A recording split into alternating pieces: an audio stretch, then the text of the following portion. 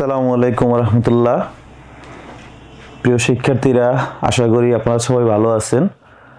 প্রতি মাসের মতো এই মাসও আপনাদের সামনে সাধারণ জ্ঞানের সাম্প্রতিক বিষয় নভেম্বর মাসে ঘটে যাওয়া বিভিন্ন ঘটনা নিয়ে আপনাদের সামনে হাজির হয়েছি। হতাশা কাজ করতেছে। হতাশা কেন কাজ করতেছে আপনি নিজেও জানেন। আমরা এই হতাশা দূর করা নিয়ে কিছু কথা বলবো ইনশাল্লাহ। আসেন আমরা শুরু করে দিই ক্লাস। শুরু করে দিই। আমাদের সাম্প্রতিক বিষয়ে প্রথমে আছে বাংলাদেশ বিষয়াবলী। এই বাংলাদেশ বিষয়াবলী দিয়ে আমরা শুরু করতে যাচ্ছি। জি, ভালো আছি আলহামদুলিল্লাহ। নরসিংদী থেকে আপনি? হ্যাঁ, বরিশাল থেকে। আচ্ছা, আসবো ইনশাল্লাহ। হ্যাঁ, ইনশাল্লাহ আসবো। আচ্ছা, জি, সবাইকে ধন্যবাদ। আপনাদের এই ভালো লাগা কাজ করে বলে আমি ক্লাস নিতে আসি। যদি খারাপ লাগা কাজ করতো তাহলে কোচিং আমাকে আর ডাকতো না। তো জি জি, খুব হতাশ, পছন্দের মানুষ। আচ্ছা, ঠিক আছে। আরও অনেক কিছু লিখতেছেন। তো প্রিয় শিক্ষার্থীরা, আমরা ক্লাস শুরু করে দিই। অনেকে অনেক কমেন্ট করতেছেন। অনেকে অনেক ধরনের কমেন্ট করতেছেন। জি, আব্দুল্লাহ, আপনি প্রথমবার ফোকাসের লাইভ ক্লাসে যুক্ত হয়েছেন। তো ফোকাস কোচিংয়ের পক্ষ থেকে আপনাকে স্বাগত জানাচ্ছি ফোকাস লাইভ ক্লাসে। আচ্ছা, শুরু করি, আসেন। বাংলাদেশ বিষয়াবলী। আশা করি আপনারা সবাই এই বাংলাদেশ বিষয়াবলীর পিডিএফ পেয়েছেন এবং এই ডিসেম্বর মাসের পিডিএফ পেয়েছেন আপনারা। তো আমরা 20 ডিসেম্বর পর্যন্ত তথ্যগুলো একত্রিত করে আপনাদেরকে দিয়ে দিব ইনশাল্লাহ। 20 ডিসেম্বর, আশা করি 20 ডিসেম্বর আমরা এটা প্রেসে পাঠাতে পারবো। লেকচার শিট আকারে সবাইকে দিয়ে দিব ইনশাল্লাহ। সব কিছু সাজিয়ে গুছিয়ে আপনাদের উপযোগী করে, এবং পরীক্ষায় যে বিষয়গুলো আসতে পারে এগুলো তো থাকবেই, পাশাপাশি সাম্প্রতিকের কিছু প্র্যাকটিস থাকবে। হ্যাঁ, তো সেই প্র্যাকটিসগুলো সহকারে আমরা আপনাদেরকে দিয়ে দিব ইনশাল্লাহ। কিছু হাই ভোল্টেজ সাম্প্রতিক এমসিকিউ থাকবে, সেগুলো থাকবে ইনশাল্লাহ। তো এটা হয়তো জানুয়ারির 2-3 তারিখের দিকে, মানে 5 তারিখের মধ্যে পেয়ে যাবেন। জানুয়ারির 2-3 তারিখের মধ্যে পেয়ে যাবেন ইনশাল্লাহ। আমরা 20 তারিখের মধ্যে এটা প্রেসে পাঠানোর চেষ্টা করতেছি। প্রেসে পাঠাইলে সেই সেই মে, জুন, জুলাই, আগস্ট থেকে শুরু করে ডিসেম্বরের 20 তারিখ পর্যন্ত যাবতীয় তথ্য, এখন তো পিডিএফ আকারে পাচ্ছেন, তখন আপনারা পাবেন হচ্ছে এই সরাসরি এই লেকচার শিট আকারে পাবেন। লেকচার শিট আকারে পাবেন। আমরা শুরু করে আসেন আজকের বাংলাদেশ বিষয়াবলীর প্রথম স্লাইড যেটা আছে। এটা হচ্ছে, যেহেতু বিউপির পরীক্ষা আছে আপনাদের, সেই বিষয়টাকে সামনে রেখেই কিছু গুরুত্বপূর্ণ বিষয় এখানে নিয়ে আসা হয়েছে। বাংলাদেশ সরকারের বিভিন্ন দায়িত্বপ্রাপ্ত প্রধানগণ, এগুলো অনেক কিছুই আছে, রাষ্ট্রপতি আছে, আরো অনেকগুলো পদ আছে। তবে আমরা যেগুলো পরীক্ষার জন্য গুরুত্বপূর্ণ মনে করেছি, সো সেই বিষয়গুলো এখানে নিয়ে আসার চেষ্টা করেছি। তো দেখেন, বাংলাদেশের বর্তমান প্রধান বিচারপতি, 25তম প্রধান বিচারপতি, নাম কি ওনার? নাম হচ্ছে সৈয়দ রেফাত আহমেদ। এই নামটা একটু পড়বেন। সৈয়দ রেফাত আহমেদ বাংলাদেশের প্রধান বিচারপতি, চিফ জাস্টিস অফ বাংলাদেশ। যদি পরীক্ষায় প্রশ্ন আসে যে বাংলাদেশের বর্তমান চিফ জাস্টিস কে, তো বাংলাদেশের বর্তমান চিফ জাস্টিস বা প্রধান বিচারপতির নাম হচ্ছে কি সৈয়দ রেফাত আহমেদ। উনি বাংলাদেশের 25তম প্রধান বিচারপতি। তারপরে দেখেন প্রধান নির্বাচন কমিশনার, গত মাসে হয়েছে, একেবারে লেটেস্ট তথ্য এটা, গত মাসে হয়েছে। তো প্রধান নির্বাচন কমিশনার 14তম নির্বাচন কমিশনার, যার নাম হচ্ছে কি এএমএম নাসির উদ্দিন। আমরা সবাই জানি ওনার অধীনে, এই প্রধান নির্বাচনের কমিশনারের অধীনেই 13তম জাতীয় সংসদ নির্বাচন হবে।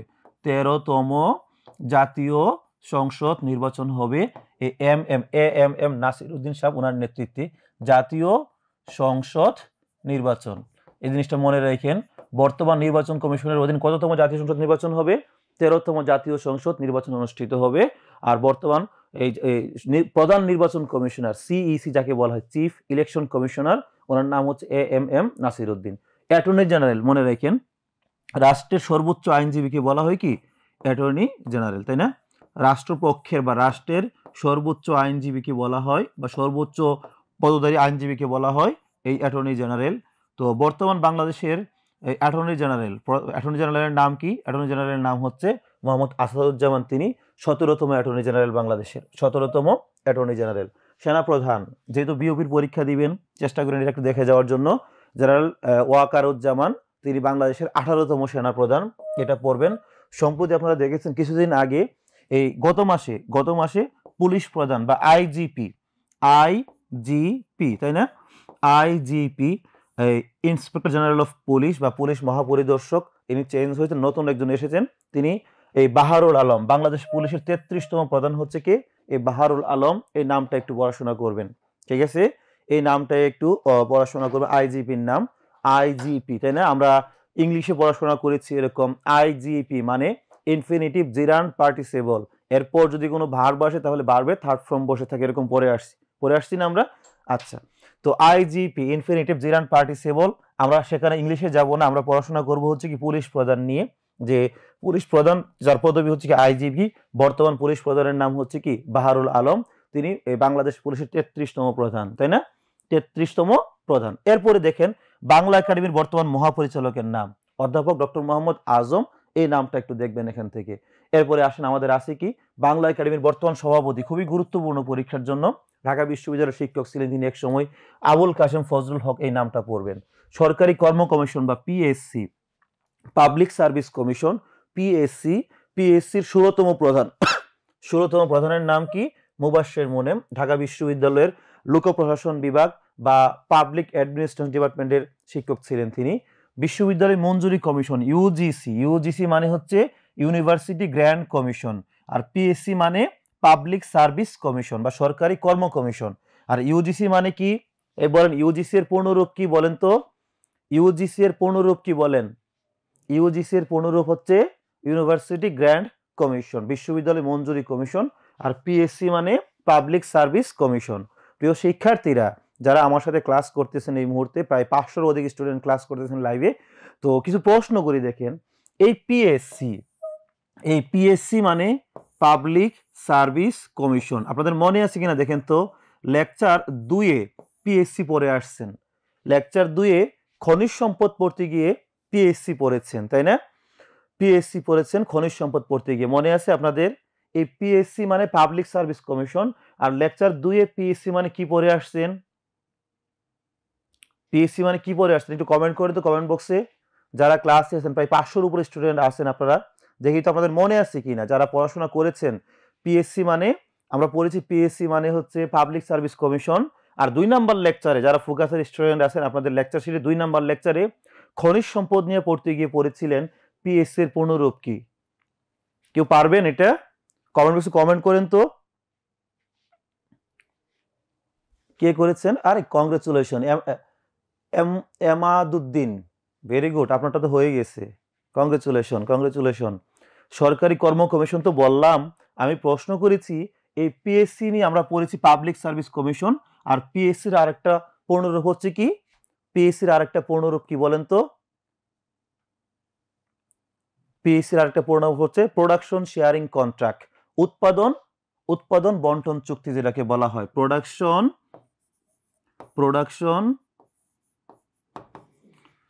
শেয়ারিং কন্ট্রাক্ট, উৎপাদন বন্টন চুক্তি। বাংলাদেশ তেল গ্যাস অনুসন্ধানের সাথে জড়িত, তাই না? এই প্রোডাকশন শেয়ারিং কন্ট্রাক্ট আবার পাবলিক সার্ভিস কমিশন, দুইটাই হয়ে থাকে। মনে পড়ছে আপনাদের? এই যে আরেকজন খুব সুন্দর, ভেরি গুড, আপনারটাও হয়েছে। এই লাইলাতুল জান্নাত সাবা, আপনারটাও হয়েছে। হ্যাঁ, very good. Production sharing contract আর একটা হচ্ছে পাবলিক সার্ভিস কমিশন। বাংলাদেশ ব্যাংকের বর্তমান গভর্নর, এই নামটা একটু পড়বেন। বাংলাদেশ ব্যাংকের বর্তমান গভর্নরের নাম কি? আহসান এইচ মনসুর, এই নামটা একটু দেখেন। তারপরে আসেন হারানো ব্যক্তিত্ব, আমাদের মাঝ থেকে আমাদের সবার প্রিয় একজন ব্যক্তি, বাংলাদেশের গুরুত্বপূর্ণ একজন ব্যক্তি কিছুদিন আগে মৃত্যুবরণ করেছেন, তার নাম হচ্ছে কি মোহাম্মদ জাকারিয়া পিন্টু। এই মোহাম্মদ জাকারিয়া পিন্টু গত 18 নভেম্বর 2024 সালে তিনি মৃত্যুবরণ করেন। তার পরিচয় কি? তার প্রধান পরিচয় হচ্ছে স্বাধীন বাংলা ফুটবল দল এবং স্বাধীন বাংলাদেশের প্রথম জাতীয় ফুটবল দলের অধিনায়ক ছিলেন তিনি। আমরা সবাই জানি গত বছর পরীক্ষায় প্রশ্ন এসেছিল, এটা গত বছর পরীক্ষায় প্রশ্ন এসেছিল কি স্বাধীন বাংলা ফুটবল দলের আপনার অধিনায়ক ছিলেন কে? স্বাধীন বাংলা ফুটবল দলের অধিনায়ক ছিলেন হচ্ছে জাকারিয়া পিন্টু। সেই মহান ব্যক্তিটা কিছুদিন আগে এই 18 নভেম্বর তিনি আমাদের ছেড়ে চলে গেছেন। তো তার সম্পর্কে একটু দেখবেন, হ্যাঁ, তার সম্পর্কে একটু দেখবেন। তিনি ক্রীড়া বিভাগে 1995 সালে স্বাধীনতা পুরস্কার লাভ করেছিলেন, 1995 সালে জাকারিয়া পিন্টু। তো জাকারিয়া পিন্টুর প্রধান পরিচয় কি? যদি পরীক্ষায় প্রশ্ন আসে, হ্যাঁ, যদি পরীক্ষায় প্রশ্ন আসে, একে Hamidur Rahman Shamim primary school certificate হয় না, এটাকে পিএসসি বলেন, পিইসি বলে, প্রাইমারি এডুকেশন সার্টিফিকেট বলে, হ্যাঁ, প্রাইমারি এডুকেশন সার্টিফিকেট বলে ওইটাকে। আচ্ছা, এরপরে আসেন আমাদের পরে নির্বাচন কমিশন। গত 31 অক্টোবর এই নির্বাচন কমিশন গঠনের লক্ষ্যে 5 সদস্যের একটা কমিটি গঠন করা হয়। যে কমিটির প্রধান ছিলেন কে? বিচারপতি জুবায়ের রহমান চৌধুরী ছিলেন এই কমিটির প্রধান। এই কমিটির সুপারিশের ভিত্তিতেই বাংলাদেশের সংবিধানের 118 অনুচ্ছেদ অনুযায়ী আপনার কি করা হয়? এই 5 সদস্য বিশিষ্ট নির্বাচন কমিশন গঠন করা হয়েছে। এবং সেই নির্বাচন কমিশনের প্রধান নির্বাচন কমিশনারের নাম কি? আমরা একটু আগে দেখেছি প্রধান নির্বাচন কমিশনারের নাম কি? এম নাসির উদ্দিন, চতুর্থ নির্বাচন কমিশনার। আর অন্যান্য কমিশনারের নামগুলো একটু দেখে নেওয়ার চেষ্টা করেন এখান থেকে। হ্যাঁ, নতুন নির্বাচন কমিশন নিয়ে আমরা আলোচনা করলাম, খুবই গুরুত্বপূর্ণ এটা। এরপরে আসেন আরেকটা গুরুত্বপূর্ণ তথ্য, অর্থনৈতিক সুমারি। এটার সময়কালটা দেখবেন কবে থেকে কবে? 10 থেকে 26 ডিসেম্বর 2024 সালে চতুর্থ সুমারি। এটা বাংলাদেশে এই পর্যন্ত অর্থনৈতিক সুমারি হয়েছে 3টা। আর 10 ডিসেম্বর থেকে 26 ডিসেম্বর এই মেয়াদে বাংলাদেশের চতুর্থ অর্থনৈতিক সুমারি অনুষ্ঠিত হচ্ছে। তথ্য সংগ্রহ করা হচ্ছে কিসের মাধ্যমে? ট্যাবের মাধ্যমে, ক্যাপি পদ্ধতিতে সংগ্রহ করা হচ্ছে। আর পরীক্ষার জন্য গুরুত্বপূর্ণ যেটা সেটা হচ্ছে কি, এই অর্থনৈতিক সুমারি পরিচালনা করবে কে? বাংলাদেশ পরিসংখ্যান bureau, BBS, Bangladesh bureau of statistics, তারা এটা পরিচালনা করবে। আর আরেকটা জিনিস মনে রাখবেন, সেটা হচ্ছে কি, প্রতি 10 বছর পর পর কি হয়ে থাকে? অর্থনৈতিক সুমারি অনুষ্ঠিত হয়ে থাকে। 2014 সালে হয়েছে, আবার 2024 সালে হচ্ছে অর্থনৈতিক সুমারি। প্রতি 10 বছর পর পর অর্থনৈতিক সুমারি অনুষ্ঠিত হয়। আর 2024 সালে যেটা হচ্ছে, এটা হচ্ছে কি, চতুর্থ। হ্যাঁ, চতুর্থ অর্থনৈতিক সুমারি অনুষ্ঠিত হতে যাচ্ছে কিছুদিনের মধ্যে। এই জিনিসগুলো একটু পড়াশোনা করবেন। তবে এবারের সুমারির প্রধান বৈশিষ্ট্য হচ্ছে কি, দেখেন এখানে এই যে বিদেশি কর্মী যারা বাংলাদেশে কাজ করে, তাদের তারপরে তারা কোন ধরনের প্রতিষ্ঠানে কোন পদে কর্মরত রয়েছেন, নারী পুরুষ কতজন রয়েছেন, এই সবগুলো তথ্য তুলে ধরা হবে কিসে? এই অর্থনৈতিক সুমারি 2024-এ। আমাদের পরের স্লাইড হচ্ছে কি, বিপ্লব পরবর্তী অন্তর্বর্তীকালীন সরকার। এটা আমরা অলরেডি পড়াশোনা করেছি, কিন্তু গত মাসে নতুন করে 4 জনকে দায়িত্ব দেওয়া হয়েছে। দায়িত্ব দেওয়ার ফলে বর্তমান উপদেষ্টা পরিষদের সদস্য হয়েছে কত? 24, তাই না? উপদেষ্টা পরিষদের সদস্য কত? 24 জন। তার মধ্যে নারী আছে কতজন বলেন তো? উপদেষ্টা পরিষদের নারী সদস্য কতজন বলেন? উপদেষ্টা পরিষদে নারী সদস্য কতজন? সবাই একটু বলবেন, অ্যান্সার করবেন কমেন্ট বক্সে, দ্রুত একটু জানাবেন আমাকে যে উপদেষ্টা পরিষদে নারী আছে কতজন? Very good. আনাসউদ্দিন, সিদরাতুল মুনতাহা, সাইদুর রহমান, তাসমিয়া। আচ্ছা, জি, সবার উত্তর কারেক্ট হচ্ছে 4 জন। উপদেষ্টা পরিষদে নারী সদস্য হচ্ছে 4 জন। এই জিনিসটা একটু মাথায় রাখবেন। এরপরে দেখেন আরো অনেকগুলো দায়িত্ব আছে এখানে, এগুলো একটু এক নজরে দেখে নিবেন। হ্যাঁ, এক নজরে দেখেন। প্রধান উপদেষ্টা ডক্টর মোহাম্মদ ইউনূস কোন কোন মন্ত্রণালয়ে দায়িত্বপ্রাপ্ত? প্রতিরক্ষা মন্ত্রণালয়, জনপ্রশাসন মন্ত্রণালয়, মন্ত্রী পরিষদ, সশস্ত্র বাহিনী। চারটা বিষয় আছে ডক্টর মোহাম্মদ ইউনূসের অধীনে। অর্থমন্ত্রীর নাম কি? অর্থমন্ত্রীর নাম সালেউদ্দিন আহমেদ। এই নামটা একটু পড়তে পারেন। আরো অনেকগুলো উপদেষ্টার নাম দেওয়া আছে এখানে, আপনারা একটু দেখে নিবেন। এগুলো একটু পড়াশোনা করে নেবেন, আগেও পড়েছেন। নতুন করে যারা হয়েছে এদের নামটা আমরা একটু দেখে আসেন। এদের নামের মধ্যে দেখেন নতুন হয়েছে কারা? এই যে আলী ইমাম মজুমদার, ওনাকে খাদ্য মন্ত্রণালয়ের দায়িত্ব দেওয়া হয়েছে। তারপরে উনি তো আগে থেকেই ছিল। নাহিদ ইসলাম কোন মন্ত্রণালয়ের দায়িত্বে আছে, এগুলো একটু দেখবেন। তারপরে দেখবেন কি, এই যে আসিফ মাহমুদ, ছাত্র উপদেষ্টা যারা আছে, ছাত্র উপদেষ্টা আছে 3 জন মোট বর্তমানে। তাহলে মনে রাখেন যে এই নারী সদস্য আছে কতজন? নারী সদস্য হচ্ছে 4 জন। আপনারা বলেছেন 4 জন। আর ছাত্র প্রতিনিধি কতজন? ছাত্র প্রতিনিধি এর সংখ্যা কত? 3 জন। ছাত্র প্রতিনিধি 3 জন, নারী আছে 4 জন। এই বিষয়গুলো একটু পড়বেন। মোহাম্মদ মাহফুজ আলম, ওনাকে এখনো কোনো নির্দিষ্ট দায়িত্ব দেওয়া হয়নি। উনি উপদেষ্টা হিসেবে শপথ নিয়েছেন, কিন্তু দায়িত্ব দেওয়া হয়নি। মাহফুজ আলম, তারপরে আসিফ মাহমুদ, আরেকজন হচ্ছে কি নাহিদ ইসলাম। এই নাহিদ ইসলাম সম্পর্কে আপনারা সবাই পড়েছেন যে টাইম ম্যাগাজিন, নাম কি?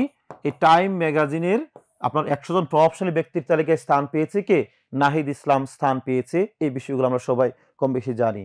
এরপরে আসেন উপদেষ্টার নামের পর এখানে আরেকটা গুরুত্বপূর্ণ জিনিস দেখেন, সেটা হচ্ছে কি ICSC, ইন্টারন্যাশনাল সিভিল সার্ভিস কমিশনের একজন বাংলাদেশ থেকে একজন সদস্য নির্বাচিত হয়েছেন। তার নাম কি? মোহাম্মদ আব্দুল মহিদ। জাতিসংঘের স্থায়ী প্রতিনিধি ছিলেন। তিনি কি স্থায়ী প্রতিনিধি ছিলেন মোহাম্মদ আব্দুল মুহিত, যিনি বর্তমান আপনার আন্তর্জাতিক সিভিল সার্ভিস কমিশনের সদস্য নির্বাচিত হয়েছেন। আন্তর্জাতিক সিভিল সার্ভিস কমিশনের সদস্য নির্বাচিত হয়েছেন কে? মোহাম্মদ আব্দুল মুহিত। আমরা সবাই জানি তিনি কিছুদিন আগেও বাংলাদেশের স্থায়ী প্রতিনিধি ছিলেন। আর বর্তমান স্থায়ী প্রতিনিধিকে বলেন তো, এই সবাই বলেন বর্তমান স্থায়ী প্রতিনিধির নাম কি? বর্তমান স্থায়ী প্রতিনিধি, প্রতিনিধিকে বর্তমান স্থায়ী প্রতিনিধির নাম কি বলেন? আমরা তো পূর্বেরটা দেখলাম, পূর্বে ছিল মোহাম্মদ আব্দুল মুহিত, বর্তমান স্থায়ী প্রতিনিধি কে?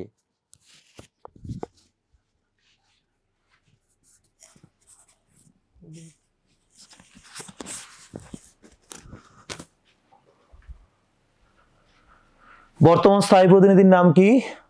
আনাসউদ্দিন নোমান। জি। তাসমিয়া নীলা। জি, সবারটাই হচ্ছে তাসমিয়া নীলা। এই হাসনাত আব্দুল্লাহ না তো? কি লিখতেছেন? হাসনাত আব্দুল্লাহ হবে কেন? জি, সালাউদ্দিন নোমান চৌধুরী। Very good, Salauddin Noman Chowdhury. বর্তমান স্থায়ী প্রতিনিধির নাম হচ্ছে সালাউদ্দিন নোমান চৌধুরী। প্রিয় শিক্ষার্থীরা, আপনারা জানেন যে আমাদের ক্লাস শেষ হলে আজকে রাতে একটা পরীক্ষা হবে আপনাদের, তাই না? এই পরীক্ষা হবে, তো এই বিষয়গুলো একটু মাথায় রাখেন, কোথেকে কি প্রশ্ন করতেছি এগুলো একটু মাথায় রাখেন। আর প্রিভিয়াস লেকচার যেগুলো দিয়েছি সাম্প্রতিকের উপর, এই লেকচারগুলো একটু পড়াশোনা করবেন। ইনশাল্লাহ আশা করি আপনারা কমন পাবেন অনেক প্রশ্ন আজকে রাতের পরীক্ষায়। তাহলে বর্তমান স্থায়ী প্রতিনিধির নাম হচ্ছে সালাউদ্দিন নোমান চৌধুরী। পূর্বে ছিলেন কে? পূর্বে ছিলেন মোহাম্মদ আব্দুল মুহিত, যিনি বর্তমানে আইসিএস ইন্টারন্যাশনাল সিভিল সার্ভিস কমিশনের সদস্য হিসেবে নির্বাচিত হয়েছেন। এরপরে আসেন আমরা কি দেখব? জিআই পণ্য, খুবই গুরুত্বপূর্ণ, খুবই গুরুত্বপূর্ণ জিআই পণ্য। প্রথমে আসেন জিআই এর পূর্ণরূপ কি? Geographical indication. Geographical indication. প্রিয় শিক্ষার্থীরা, আমাদের লেকচার শিটে এই পূর্ণরূপটা একটু ভুল আছে, সবাই একটু কারেকশন করে নেবেন। হ্যাঁ, লেকচার 2, আমাদের লেকচার 2 এই জিআই পণ্য নিয়ে আলোচনা করা আছে, সেখানে এই পূর্ণরূপটা একটু ভুল ছিল, সবাই একটু কারেকশন করে নেবেন। জিআই মানে জিওগ্রাফিক্যাল ইন্ডিকেশন বা ভৌগোলিক নির্দেশক পণ্য। একটি দেশের মাটি, পানি, আবহাওয়া, জলবায়ু, উৎপাদন পদ্ধতি এবং সংশ্লিষ্ট দেশের জনগোষ্ঠীর সংস্কৃতি যদি কোনো অনন্য গুণসম্পন্ন পণ্য উৎপাদন করে, তাহলে সেটিকে সেই অঞ্চলের জিআই পণ্য হিসাবে স্বীকৃতি দেওয়া হয়। আর জিআই পণ্যের স্বীকৃতি দেওয়ার কাজটি বাংলাদেশে করে কে? বাংলাদেশে করে ডিপিডিটি। ডিপিডিটির পূর্ণরূপ কি? ডিপিডিটির পূর্ণরূপ কি? সবাই একটু দেখে থেকে কমেন্ট করেন তো। ডিপিডিটি এর পূর্ণরূপ কি? যে ক্লাসটা রেকর্ড থাকবে কিনা জানি না, ফেসবুকে থাকবে, আপনি যে কোনো সময় দেখতে পাবেন। ফেসবুকে থাকবে, যে কোনো সময় দেখতে পারবেন। আচ্ছা, এক্সামে কিভাবে জয়েন হবেন? তো এক্সামে একটা লিঙ্ক দেওয়া হবে আপনাদেরকে, সেই লিঙ্কে জয়েন করতে হবে। আচ্ছা, এরপরে আসুন যেটা বলতেছিলাম, আপনাদের প্রশ্ন করেছিলাম ডিপিডিটির পূর্ণরূপ কি, একটু দেখে দেখে লিখতে বলছিলাম। লিখেন, সবাই লিখেন। ডিপিডিটি মানে হচ্ছে যে আপনার department of patent design and trademarks. হ্যাঁ, তো মনে রাখেন বাংলাদেশের শিল্প নকশা আইন হয় কত সালে? খুবই গুরুত্বপূর্ণ এটা। জিআই পণ্য পড়তে গেলে এটা অবশ্যই আমাদের একটু জানা থাকা দরকার। বাংলাদেশে শিল্প নকশা আইন হয় 2023 সালে এই আইনটা হয়েছে। আর বাংলাদেশে এই জিআই পণ্যের স্বীকৃতি প্রদান করে থাকে শিল্প মন্ত্রণালয়ের অধীনস্থ সংস্থা বা বিভাগ DPDT, department of patent design and trademarks, এটা কাজটা করে থাকে। এবার আসেন মহা গুরুত্বপূর্ণ আরো কিছু তথ্য খেয়াল করে দেখেন। অনেকগুলো জিআই পণ্যের স্বীকৃতি পেয়েছে, সনদ পেয়েছে। হ্যাঁ, অনেকগুলো পেয়েছে। এখন পর্যন্ত মানে গতকাল পর্যন্ত যতটুকু দেখেছি, সনদ প্রাপ্ত অথবা ধরেন স্বীকৃতি প্রাপ্ত যাই বলেন, 51টা পর্যন্ত দেওয়া আছে। 51টা একবারে জেনুইন তথ্য হচ্ছে 51টা। জেনুইন তথ্য হচ্ছে কয়টা? 51টা। হ্যাঁ, বিভিন্ন বইয়ে বিভিন্ন সোর্সে অনেকগুলো দেওয়া থাকতে পারে, 54 দেওয়া থাকতে পারে, 55 দেওয়া থাকতে পারে। তবে মনে রাখেন জেনুইন হচ্ছে 51টা। মানে জেনুইন সোর্স মানে অরিজিনাল সোর্স যদি আপনি দেখেন, সেই সোর্সে পাবেন হচ্ছে মোট 51টা। তো আমরা আসেন একটু দেখে আসি যে WIPO World intellectual property Organisation তারা কি করে? এর প্রত্যক্ষ তত্ত্বাবধানে জিআই পণ্যের স্বীকৃতি দেওয়া হয়। আচ্ছা বলেন তো, WIPO এর সদর দপ্তর কোথায়? WIPO এর সদর দপ্তর কোথায় বলেন তো? সবাই একটু কমেন্ট বক্সে একটু জানায়েন তো।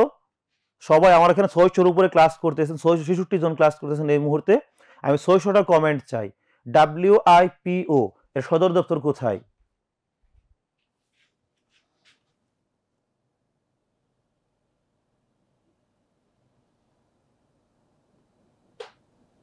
Very good. আরিফা ইসলাম আপনারটা হয়েছে। ইমতিয়াজ মাশরাফি, জি।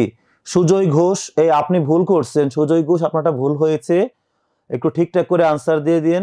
শবনাম ইকরা, জি আপনারটা হয়েছে। আদিত্য দাস তন্ময়, জি আপনারটাও হয়েছে। ডায়েরির শেষ পাতা, ভেরি গুড, আপনারটাও সঠিক। রাফি আপনারটাও হয়েছে। শেখ সিয়াম, জুমা আইমান, জি সবার উত্তর সঠিক হচ্ছে। আমরা পড়েছিলাম প্রিয় শিক্ষার্থীরা, সবাই একটু খেয়াল করেন, আমরা অনলাইন ক্লাসে বলেছিলাম যে জাতিসংঘের যে সকল সংস্থার প্রথমে ডাব্লিউ এবং শেষে ও হয় তার সদর দপ্তর হয় জেনেভা। সদর দপ্তর হয় কোথায়? জেনেভা। যেমন WTO world trade organization, WHO, WIPO, WMO world meteorological organization. দেখেন, world trade organization, world health organization, world intellectual property organization, world metrological organization, সদর দপ্তর কোথায়? সুইজারল্যান্ডের জেনেভায়। তবে ব্যতিক্রম, এটা একটু মনে রাখেন, সবাইকে বলে দিচ্ছি, ব্যতিক্রম আছে। ব্যতিক্রমটা কি? ব্যতিক্রমটা হচ্ছে, এই ব্যতিক্রম তথ্যটা একটু মনে রাখেন, প্রথমে ডাব্লিউ আছে, শেষে ও আছে, তারপরে সদর দপ্তর আপনার জেনেভা নয়। দেখেন WTO, টি ফর টিতে কি হয়? টিতে হয় ট্যুরিজম। ট্যুরিজম, হ্যাঁ। বিশ্ব পর্যটন সংস্থা যেটা আছে, বিশ্ব পর্যটন সংস্থা, টি দিয়ে যদি ট্যুরিজম বোঝায়, টি দিয়ে যদি ট্যুরিজম বোঝায়, তাহলে এই বিশ্ব পর্যটন সংস্থার সদর দপ্তর হচ্ছে কোথায়? এই বিশ্ব পর্যটন সংস্থার সদর দপ্তর হচ্ছে মাদ্রিদ। মাদ্রিদ। একটু কমেন্ট বক্সে জানাবেন, মাদ্রিদ কোন দেশের রাজধানী? মাদ্রিদ কোন দেশের রাজধানী? সবাই একটু জানাবেন, মাদ্রিদ কোন দেশের রাজধানী? এতক্ষণ ক্লাস করে মাত্র 1000 কমেন্ট মাত্র পাইলাম আপনাদের, কি করতেছেন বলেন তো? মাদ্রিদ কোন দেশের রাজধানী? Very good, very good. Mahjuba হয়েছে আপনারটা, তাহমিদ হয়েছে, মেহের মাইমুনা, এমএসটি জান্নাত আপনারটা হয়েছে, বাঁধন মন্ডল, মহিউদ্দিন আজমান, মনিরুজ্জামান মঞ্জু, এরপরে শাবনাম ইকরা, সবারটা হয়েছে। নিশাত, জি আপনারটা হয়েছে। ফারিহাতুল জান্নাত হয়েছে। হাই বস আপনারটাও হয়েছে। নম্রতা দে আপনারটাও হয়েছে। সাবিকুন নাহার, মিথিলা, সবার উত্তর সঠিক হচ্ছে। কংগ্রেচুলেশন। হ্যাঁ, তো মনে রাখেন, আমরা ক্লাসে বলেছিলাম, আমাদের রেকর্ড ক্লাসে আমি বলেছিলাম লেকচার 8 পড়ানোর সময়, যে প্রথমে ডাব্লিউ এবং শেষে ও থাকলে সদর দপ্তর হয় জেনেভা। হ্যাঁ, সবই ঠিক আছে, এই সবগুলোই ঠিক আছে জেনেভা, কিন্তু ব্যতিক্রম হচ্ছে কি? ব্যতিক্রম হচ্ছে WTO ওয়ার্ল্ড ট্যুরিজম অর্গানাইজেশন, এর সদর দপ্তর কোথায়? মাদ্রিদ। আর এটা হচ্ছে কি? স্পেনের রাজধানী।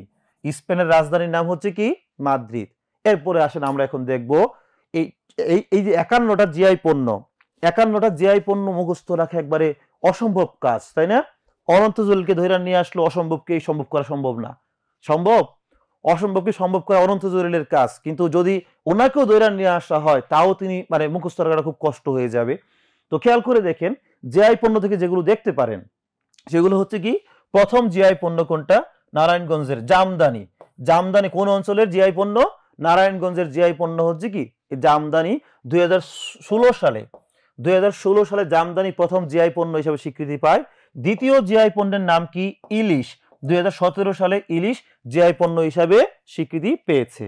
এই জিনিসগুলো একটু মাথায় রেখেন, হ্যাঁ, খুবই গুরুত্বপূর্ণ। প্রথম জিআই পণ্য কোনটা? দ্বিতীয় জিআই পণ্য কোনটা? প্রথম জিআই পণ্য হচ্ছে জামদানি, এটা হচ্ছে নারায়ণগঞ্জের। 2016 সালে এটা প্রথম জিআই পণ্য হিসাবে স্বীকৃতি পায়। বাংলাদেশের ইলিশ 2017 সালে জিআই পণ্য হিসাবে স্বীকৃতি পেয়েছে এই ইলিশ।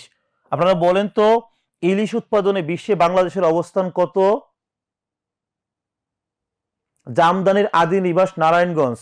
একে আহনাফ আবিদ সামিত পড়াশোনা করে দেখেন, জামদানির আদি নিবাস কোথায়? জামদানির আদি নিবাস নারায়ণগঞ্জ। নারায়ণগঞ্জে প্রথম জামদানির উৎপাদন শুরু হয়েছিল। পড়াশোনা করবেন অবশ্যই, জি। আচ্ছা, এরপরে দেখেন যেটা বলতেছিলাম, দ্বিতীয় জিআই পণ্য ইলিশ। বলেন তো, ইলিশ উৎপাদনে বিশ্বে বাংলাদেশের অবস্থান কত? ফারিয়া খানম জেনি, এবার ভিন্ন কিছু হোক, তারপরে সাউদা বিনতে সাইদ, সবার উত্তর সঠিক হয়েছে। কংগ্রেচুলেশন। ইলিশ উৎপাদনে Nishat Tamanna, Sumaiya Tabassum, Ataur Rahman, Rakib Hasan, very good, very good, সবার উত্তর সঠিক। ইলিশ উৎপাদনে বিশ্বে বাংলাদেশের অবস্থান প্রথম। ইলিশ উৎপাদনে বিশ্বে বাংলাদেশের অবস্থান কোথাও? প্রথম। বিশ্বের 86% ইলিশ, কত পার্সেন্ট ইলিশ? 86% ইলিশ, সমগ্র বিশ্বের 86% ইলিশ উৎপাদিত হয় কোথায়? বাংলাদেশে। এরপরে আসেন যেটা নিয়ে অনেকের মানে কনফিউশন, অনেকের অনেক ধরনের কনফিউশন যে কোনটা সর্বশেষ, কোনটার সিরিয়াল ঠিক আছে, এটা নিয়ে একটু বলি, খেয়াল করে দেখেন। এই সর্বশেষ নিবন্ধিত বা সনদপ্রাপ্ত 8টা জিআই পণ্য আমরা দেখব যে 44তম জিআই পণ্য হচ্ছে কি, হ্যাঁ, এই শেরপুরের সানার পায়েস। শেরপুরের সানার পায়েস, এটা হচ্ছে 44তম জিআই পণ্য। এরপরে বাকিগুলো খেয়াল করেন, বাকিগুলোতে দেখেন 45তম, 46, 47, 48, 49, 50 আর এই পর্যন্ত 51টা পণ্য কি জিআই পণ্য হিসাবে নিবন্ধন দেওয়া হয়েছে বা স্বীকৃতি দেওয়া হয়েছে, নিবন্ধন বা স্বীকৃতি দেওয়া হয়েছে। তাহলে 51তম পণ্যটার নাম কি বলেন তো? বাংলাদেশের 51তম জিআই পণ্যের নাম কি?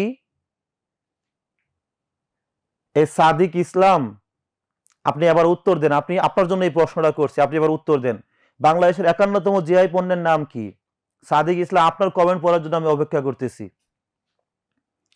এসকে নায়েক আসাদ খান, ইলিশ খেতে পারেন না? আরে আপনার মতো আমিও সেই মানুষ।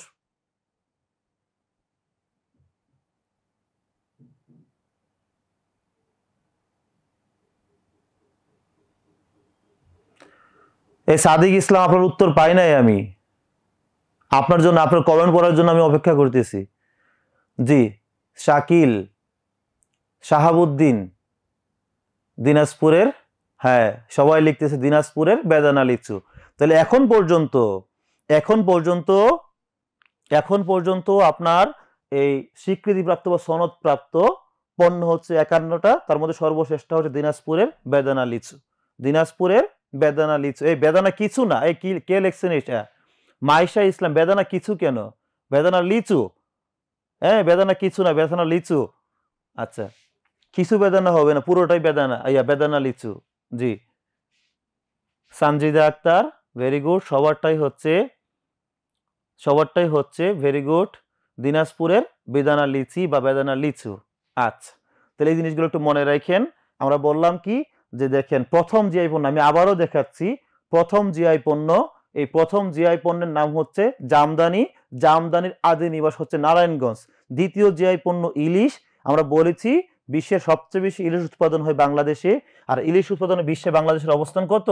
প্রথম। এই জিনিসগুলো আমরা পড়েছি। এরপরে যেটা নিয়ে অনেকেই বলতেছেন যে আপনার এই শেরপুরের সানার পায়েস, এটা 44তম, এটা হচ্ছে কত? 44তম। আচ্ছা, এরপরে আমরা বলেছি কি যে 51তম জিআই পণ্য বা সর্বশেষ জিআই পণ্য যেটা আছে, সর্বশেষ জিআই পণ্যের নাম হচ্ছে কি আপনার দিনাজপুরের বেদানা লিচু বা বেদনা লিচু, যাই বলেন, বেদানা লিচু। আর অন্যগুলো তো সবাই দেখতেই পাচ্ছেন, চাইলে একটা এসএস স্ক্রিনশট নিয়ে রাখতে পারেন। হ্যাঁ, এরে ভাই, আপনার জেলা ইলিশের জেলা, সবাইকে দাওয়াত দেন, আমরা নাকি ইলিশ খাইতে পারতেছে না। আপনার ফ্রেন্ডরাই যারা এখানে ক্লাস করতেছে অনেকেই নাকি ইলিশ খেতে পারতেছে না। আপনার বাসায় সবার দাওয়াত। হ্যাঁ, কি উপলক্ষে দাওয়াত দিবেন নিজে চিন্তা করেন, যে আপনি বিয়ে করার সময় দাওয়াত দিবেন নাকি এমনি দাওয়াত দিবেন সবাইকে। ইলিশের জেলা আপনার জেলা, ভেরি গুড। হ্যাঁ, আপনার জেলা খুবই ভালো জেলা, ইলিশের জেলা। এখন আমাদের সবাইকে দাওয়াত করেন, আমরা সবাই আসতে রাজি আপনার বাসায়। আচ্ছা, এই স্বজন হারানোর বেদনা, এই বেদনা সেই বেদনা না।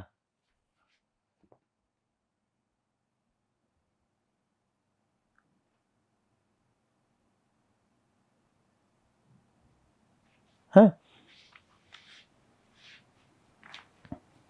এটা হচ্ছে লেটেস্ট তথ্য আমরা দিলাম। এবার আসেন আলোচিত 3-0 তথ্য। সারা বিশ্বব্যাপী যে তথ্যটা আলোড়ন সৃষ্টি করেছে ডক্টর মোহাম্মদ ইউনূসের এই 3-0 তথ্য। দেখেন এখানে লেখা আছে, এই 3-0 তথ্যের প্রবক্তাকে ডক্টর মোহাম্মদ ইউনূস। এই 3-0 মধ্যে কি কি আছে? শূন্য দারিদ্র্য বা জিরো পভার্টি, শূন্য বেকারত্ব বা জিরো আনএমপ্লয়মেন্ট, এবং শূন্য নেট কার্বন নির্গমন বা zero net carbon emission. Zero net carbon emission, সবাই একসাথে তিনটা শূন্য, মানে তিনটা শূন্য কি কি ইংরেজিতে সবাই কমেন্ট করেন তো একটু। জিরো পভার্টি, জিরো আনএমপ্লয়মেন্ট এবং জিরো নেট কার্বন ইমিশন, এটা আপনারা তিনটা একসাথে কমেন্ট করেন, তিনটা একসাথে কমেন্ট করেন। সবাই একটু কমেন্ট বক্সে জানান তো এই 3-0 তত্ত্বের তিনটা জিরো কি কি। 3-0 তত্ত্বের তিনটা জিরো কি কি একটু পড়েন সবাই, সবাই একটু পড়েন এবং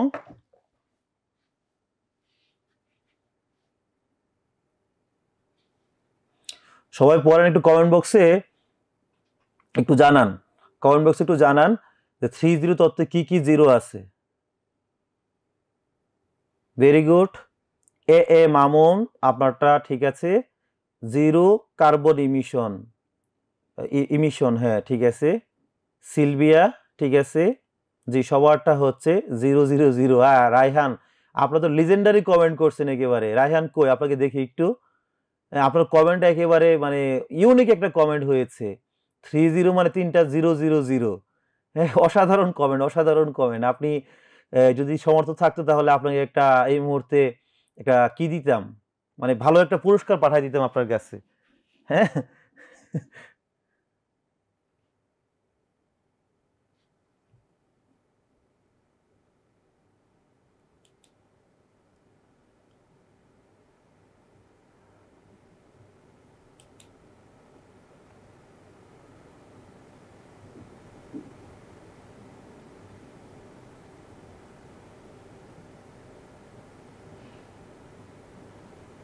আচ্ছা, এটা তো খুব খারাপ জিনিস। একজন একটা জি জি, ফোকাস পরিবারের সবাই লিজেন্ড। যিনি এই কমেন্টটা করছেন আপনি একজন লিজেন্ড। হ্যাঁ, আচ্ছা। অসাধারণ একটা কমেন্ট হয়েছে, অসাধারণ। নাজমুল ইসলাম নোবেল পুরস্কার দিবেন ওনাকে? আরে ভালো তো, খুবই ভালো। আচ্ছা, 3টা জিরো হচ্ছে জিরো পোভার্টি মানে শূন্য দারিদ্র, জিরো বেকার মানে জিরো আনএমপ্লয়মেন্ট বা শূন্য বেকারত্ব, জিরো নেট কার্বন ইমিশন বা নেট কার্বন নির্গমন যেটাকে বলে, এটা একটু মনে রাখেন। আর এই কথাগুলো তিনি প্রথম উল্লেখ করেছিলেন কোন গ্রন্থে?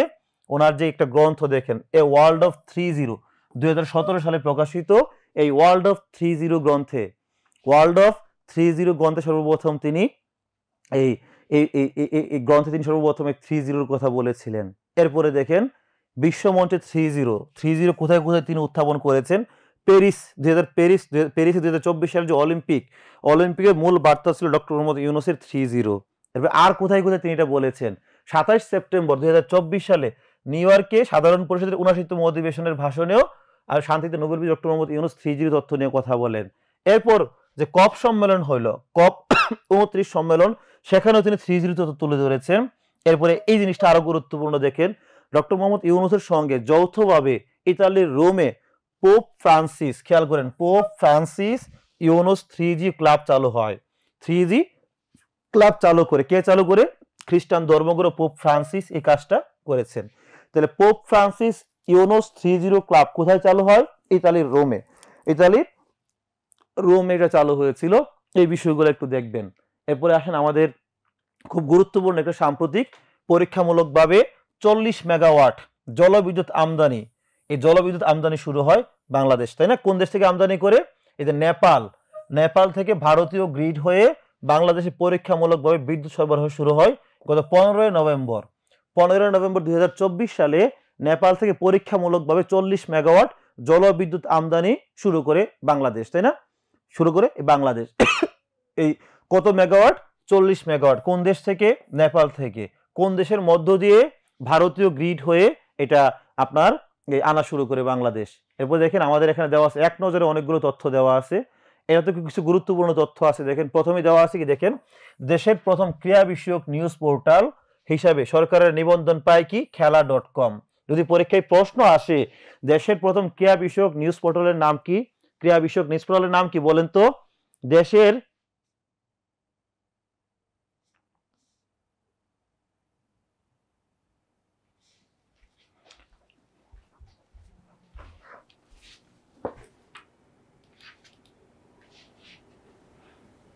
দেশের প্রথম তারিখ তো বলি নাই, আমি বলছি যে আপনার যে দেশের প্রথম ক্রীড়া বিষয়ক নিউজ পোর্টালের নাম নিবন্ধন পায় কে? খেলা.com।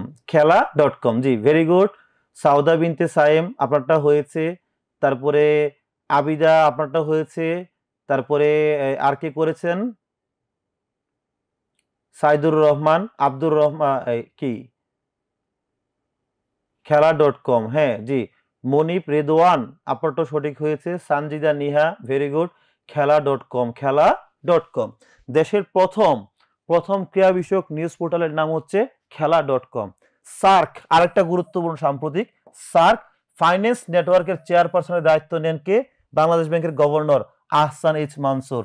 সার্ক ফাইন্যান্স নেটওয়ার্কের চেয়ারম্যান কে? আহসান এইচ মানসুর।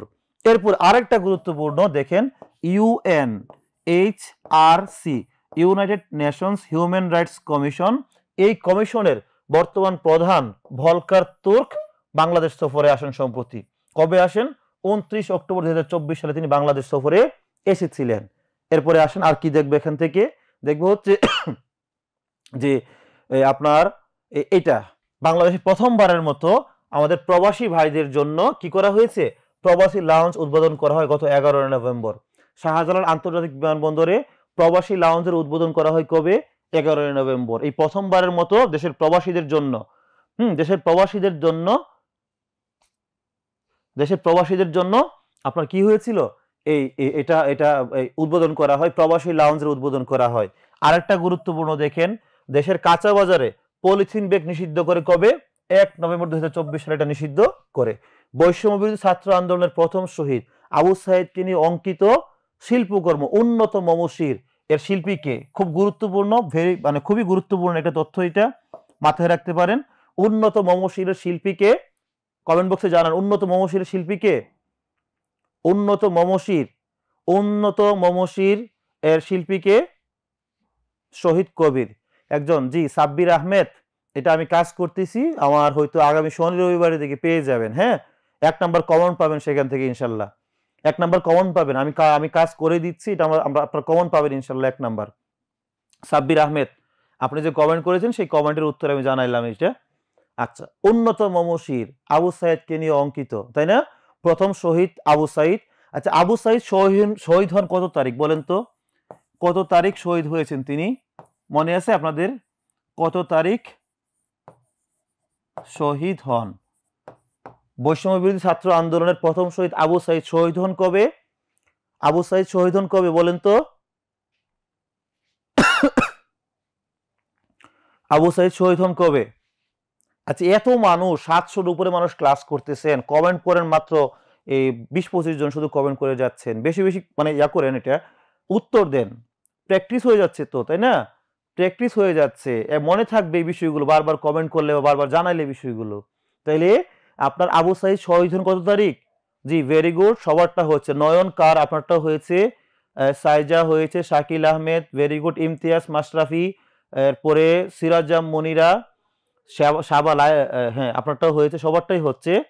সৌরভ, হাবিবুল্লাহ, জান্নাত, তামান্না তাসনিম, হাবিব খান, জি সবার উত্তর সঠিক হচ্ছে। 16 জুলাই প্রথম শহীদ এই আবু সাইদ শহীদ হন কত তারিখ? জুলাই মাসের 16 তারিখ, 16 জুলাই তিনি শহীদ হয়েছেন। তাকে নিয়ে নির্মিত শিল্পকর্মের নাম হচ্ছে উন্নত মমশির, যার শিল্পী হচ্ছে কি? শহীদ কবির। বিমস্টেক আরেকটা গুরুত্বপূর্ণ পয়েন্ট, সেটা হচ্ছে কি? বিমস্টেকের পরবর্তী চেয়ারম্যান কে হবে? বাংলাদেশ। আমরা সবাই জানি যে 1997 সালে, কত সালে? 1997 সালে কি হয়? এই বিমস্টেক প্রতিষ্ঠা হয়। Bay of Bengal initiative for multi sectoral আপনার BIMSTEC initiative for multi sectoral technical and economic cooperation, BIMSTEC প্রতিষ্ঠা কত সালে? 1997 সালে বিমস্টেক প্রতিষ্ঠা হয়। আর বিমস্টেকের সদর দপ্তর কোথায় বলেন? সবাই একটু উত্তর দেন। এটা সাম্প্রতিকে নাই, সবাই একটু উত্তর দিবেন। বিমস্টেকের সদর দপ্তর কোথায়? বিমস্টেকের সদর দপ্তর কোথায় বলেন? বিমস্টেকের সদর দপ্তর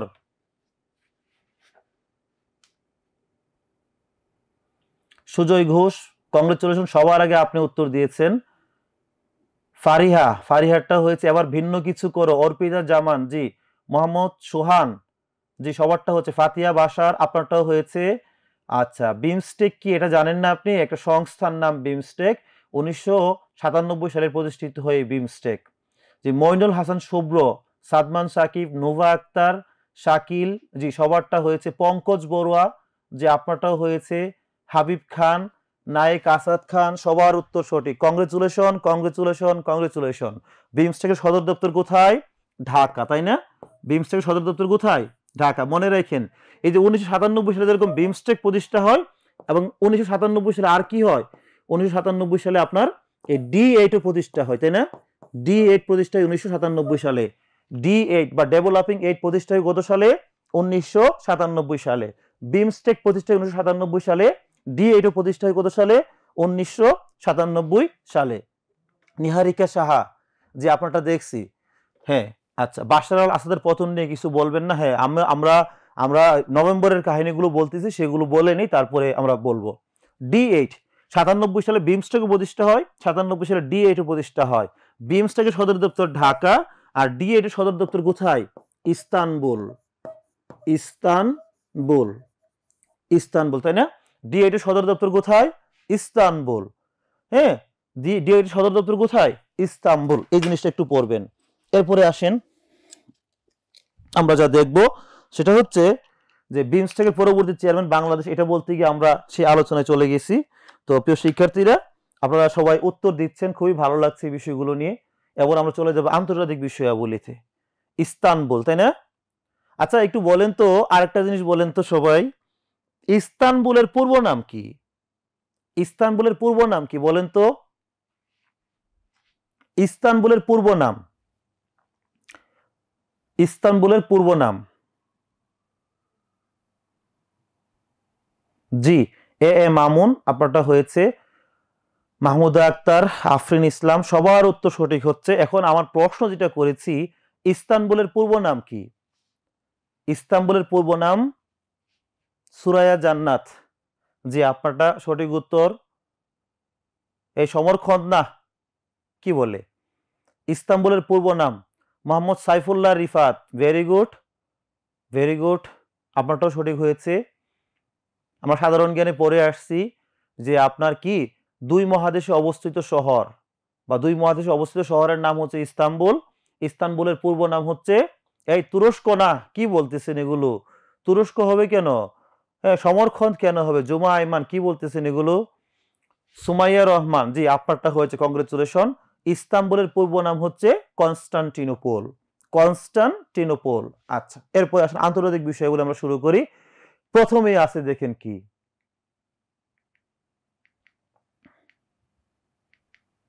জি যুক্তরাষ্ট্রের প্রেসিডেন্ট নির্বাচন। যুক্তরাষ্ট্রের প্রেসিডেন্ট নির্বাচন অনুষ্ঠিত হয় কত তারিখ? 5 নভেম্বর 2024 সালে অনুষ্ঠিত হয়। তো এই নির্বাচন নিয়ে কি দেখবেন যে মোট ইলেকটোরাল কলেজ ভোট আছে কতটি? যুক্তরাষ্ট্রের প্রেসিডেন্ট নির্বাচনে মোট ইলেকটোরাল কলেজ ভোট আছে হচ্ছে এই আপনার 538টি ইলেকটোরাল কলেজ ভোট আছে। আর প্রেসিডেন্ট নির্বাচিত হতে হলে পেতে হয় কতটি? 270টি ইলেকটোরাল কলেজ ভোট পেতে হয়। তাহলে নির্বাচনে ইলেকটোরাল কলেজ ভোট আছে 538টি, আর প্রেসিডেন্ট হওয়ার জন্য প্রয়োজন কতটি? 270টি। এবার আসেন সে নির্বাচনের ফলাফল দেখব। দেওয়ার আগে কিছু ছবি দেখেন আপনারা। ছবিটা দেখেন একটু, স্ক্রিনে একটা ছবি দেখা যাচ্ছে, ছবিটা দেখতে পাচ্ছেন সবাই? এখন বলেন তো, ডেমোক্রেটিক পার্টি এবং রিপাবলিকান পার্টি যেগুলো আছে, দলীয় প্রতীক দেখেন দেওয়া আছে না? রিপাবলিকান পার্টির দলীয় প্রতীক হচ্ছে কি? হাতি। আর ডেমোক্রেটিক পার্টির দলীয় প্রতীকের নাম হচ্ছে কি? এই গাধা। এই নামগুলো একটু মনে রাখেন। হ্যাঁ, কোন দলের প্রতীক কোনটা, কোন দলের প্রতীক কোনটা, এটা গুরুত্বপূর্ণ দেখে রাখতে পারেন। যে রিপাবলিকান পার্টির হচ্ছে আপনার হাতি, আর ডেমোক্রেটিক পার্টির প্রতীক হচ্ছে কি? গাধা। আর নির্বাচনে প্রার্থী ছিলেন কারা কারা? নির্বাচনে প্রার্থী রিপাবলিকান পার্টি থেকে ছিলেন ডোনাল্ড ট্রাম্প, যিনি ফ্লোরিডা অঙ্গরাজ্য থেকে নির্বাচন করেছিলেন। পরীক্ষায় এটা আসতে পারে, গুরুত্বপূর্ণ এটা আসতে পারে, এটা নিয়ে আসতে পারে পরীক্ষায় প্রশ্ন, যে মার্কিন প্রেসিডেন্ট ডোনাল্ড ট্রাম্প কোন অঙ্গরাজ্য থেকে নির্বাচন করেছিলেন? কোন অঙ্গরাজ্য থেকে নির্বাচন করেছেন? ক্লাস পিডিএফ তো অলরেডি দিয়ে দেওয়া হয়েছে, হ্যাঁ।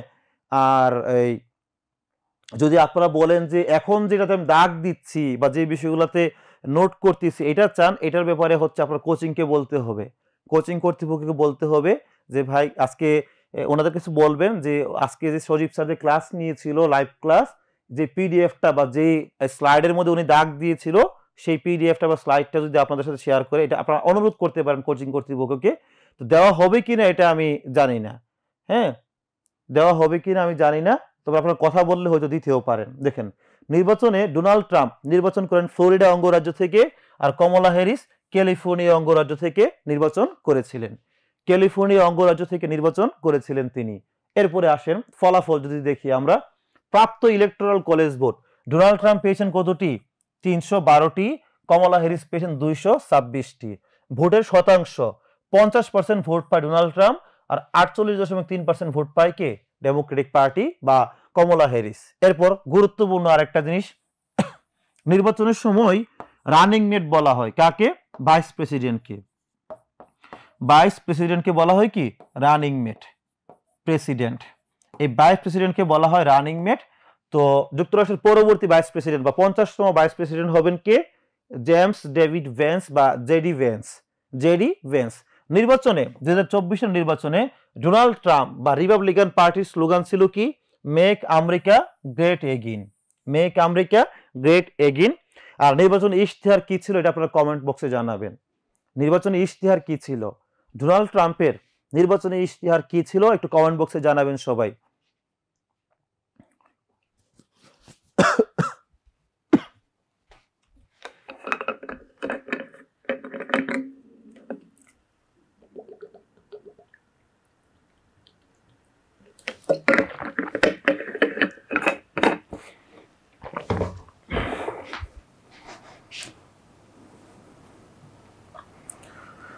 ভেরি গুড মইনুল ইসলাম, শুভ্র, আপনারটা হয়েছে কালো গোলাপ।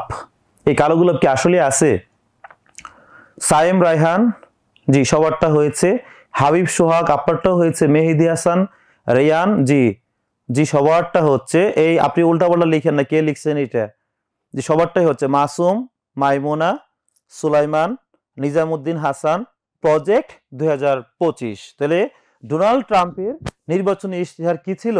প্রজেক্ট 2025। আতিকা, আবিদা, মিম্মা, জি ফুলবিলাস, তানবীর হাসান, জি সবারটাই হচ্ছে। হানিফ, মোহাম্মদ ফয়সাল, আব্দুল হামিদ তামিম, মনিফ রিদওয়ান, জি তাকরিমা, সামিহা, পিকো। এইটা তার ভাষণ নাকি? না, এটা ভাষণ না, এটা হচ্ছে তার স্লোগান, নির্বাচনী স্লোগান। প্রত্যেকের নির্বাচনী স্লোগান থাকে, যেমন আমাদের আপা, আমাদের সবার আপা, হ্যাঁ, যিনি স্বজন হারানোর বেদনা বুঝেন, সেই আপা 2008 সালের নির্বাচনের সময় স্লোগান দিয়েছিলেন কি? স্লোগান দিয়েছিলেন ডিজিটাল বাংলাদেশ বিনির্মাণ করবেন। এরপর সর্বশেষ নির্বাচনের স্লোগান দিলেন কি? সর্বশেষ নির্বাচনের স্লোগান দিয়েছেন কি? স্মার্ট বাংলাদেশ নির্মাণ করবেন, তাই না? স্মার্ট বাংলাদেশ নির্মাণ করবেন। এগুলো হচ্ছে স্লোগান বা এগুলো একটা প্রজেক্ট বলা যায়, হ্যাঁ, ইশতেহার বলা যায়। এই জিনিসগুলো একটু মনে রাখেন। তাহলে স্লোগান ছিল মেক আমেরিকা গ্রেট এগেইন। প্রশ্ন হচ্ছে আমেরিকা গ্রেট ছিল কখন? এই বলেন, আমেরিকা গ্রেট ছিল কখন বলেন? অস্ত্র বিক্রি করে সারা বিশ্বে যুদ্ধ লাগাই দিয়ে এখন তারা স্লোগান দিয়েছে কি? Make America great again. প্রশ্ন হচ্ছে আমেরিকা গ্রেট ছিল কখন?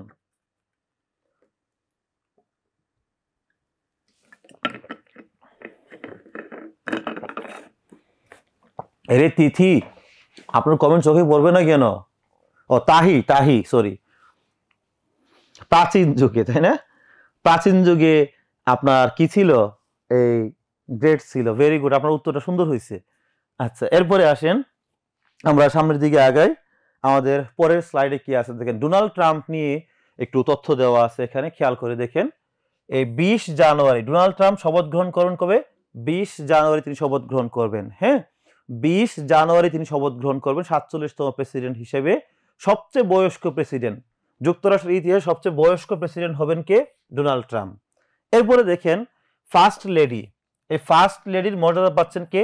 Melania Trump. আমরা সবাই জানি প্রেসিডেন্টের স্ত্রীকে বলা হয় ফার্স্ট লেডি।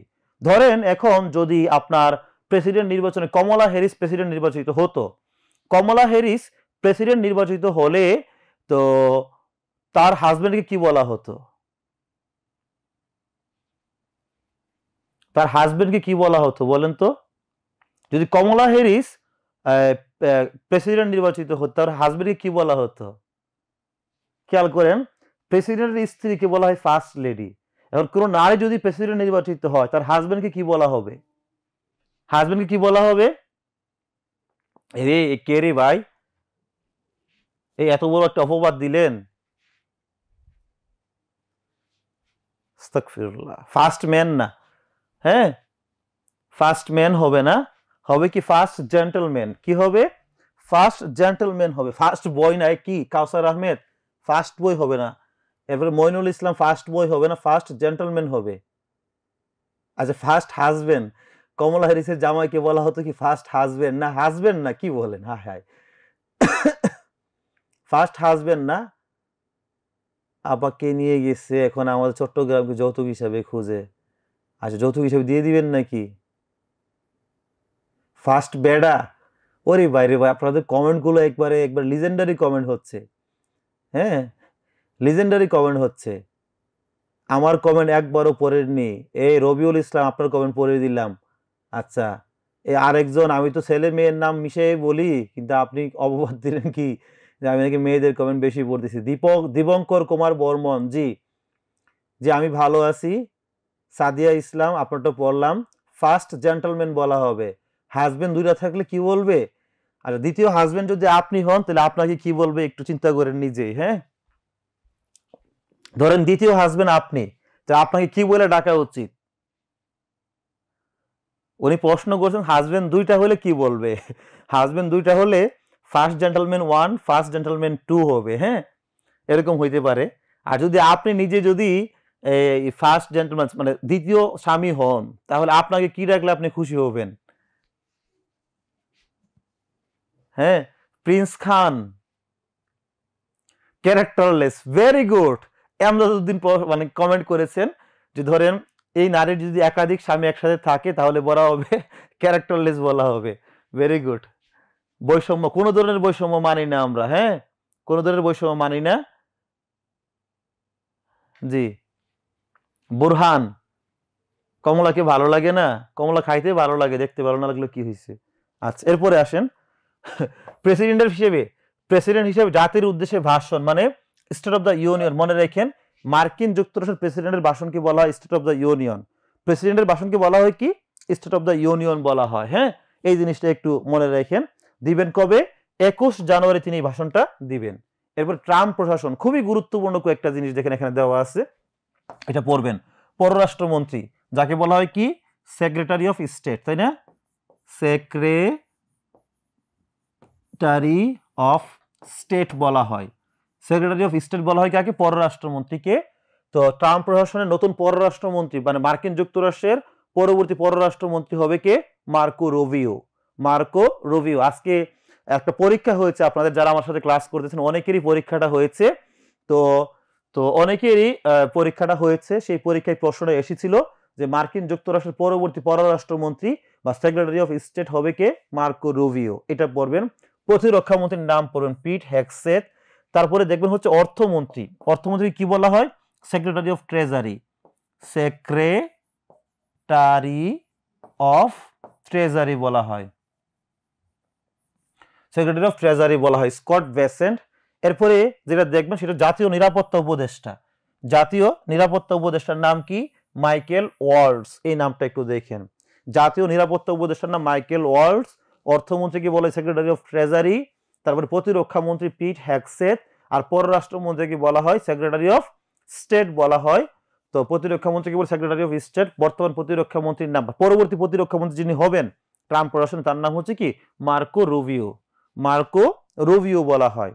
আচ্ছা এরপরে দেখেন আমি একটু মুছে দিই। হ্যাঁ মুছে দিয়ে কিছু প্রশ্ন আপনাদেরকে করি, বা যদি এমনি প্রশ্ন করলাম যে যুক্তরাষ্ট্রের পরবর্তী সেক্রেটারি অফ স্টেটের নাম কি? যুক্তরাষ্ট্রের পরবর্তী এই পিকু একটা বিয়ে করছেন এই পর্যন্ত? আপনি একটা বিয়ে করতে পারেন না, আপনি অনলাইনে দাবি জানাচ্ছেন 4টা বিয়ের আইন করে দেওয়ার জন্য। ভাই আগে একটা করেন, একটা করে দেখেন, এরপরে যদি আপনার ইচ্ছা হয় তারপরে করেন। আচ্ছা হুদাই আপনারা উল্টাপাল্টা কমেন্ট করতেছেন কি? মানে সে ক্লাস করেন বিয়ের চিন্তা পরে। হ্যাঁ যদি কেউ থেকেও থাকে, এখন শুনেন আমি প্রায় এটা বলে থাকি, যদি ধরেন আপনার এমন কেউ থেকে থাকে যে বিয়ের প্রেশার দিচ্ছে, বিয়ে করতে চান, তো এই মুহূর্তে বাদ দিয়ে দেন। এই মুহূর্তে এসব চিন্তা বাদ দিয়ে দেন। তাকে বলে দেন যে আমারে ডিস্টার্ব করিস না, এখন আমার পড়ার বয়স, প্রেমের বয়স না।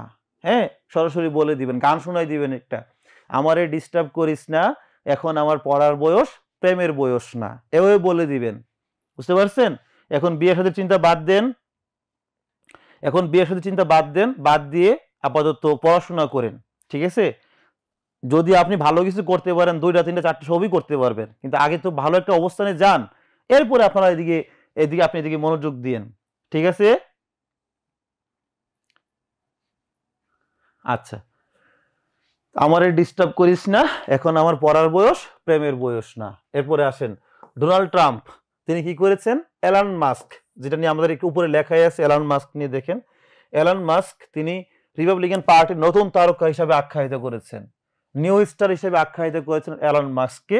এবং তার জন্য আপনারা দেখেছেন যুক্তরাষ্ট্রের ইতিহাসে প্রথমবারের মতো ডিপার্টমেন্ট অফ গভর্নমেন্ট এফিসিয়েন্সি নামক একটা সরকারি দপ্তর খোলা হয়েছে। সরকারি দপ্তর খোলা হয়েছে। বিভাগটিতে এলন মাস্কের পাশাপাশি আরেকজনকে রাখা হয়েছে, তার নাম হচ্ছে বিবেক রামাস্বামী। বিবেক রামাস্বামী এবং এলন মাস্ককে এর দায়িত্ব দেওয়া হয়েছে সরকারি আয় ব্যয় কমানো। আপনারা দেখেছেন ইতিমধ্যে এই এই আপনারা এই যে এলন মাস্ক নির্বাচনের আগে ঘোষণা দিয়েছিলেন, নির্বাচনের আগে তিনি ঘোষণা দিয়েছিলেন কি? তিনি ঘোষণা দিয়েছিলেন যদি কখনো সুযোগ পান, যদি কখনো সুযোগ পান তাহলে কি করবেন? যুক্তরাষ্ট্রের প্রতি বছর $4 ট্রিলিয়ন, কত ডলার? $4 ট্রিলিয়ন খরচ তিনি কমিয়ে দিবেন, তিনি ঘোষণা দিয়েছিলেন। ফলে কি করলো?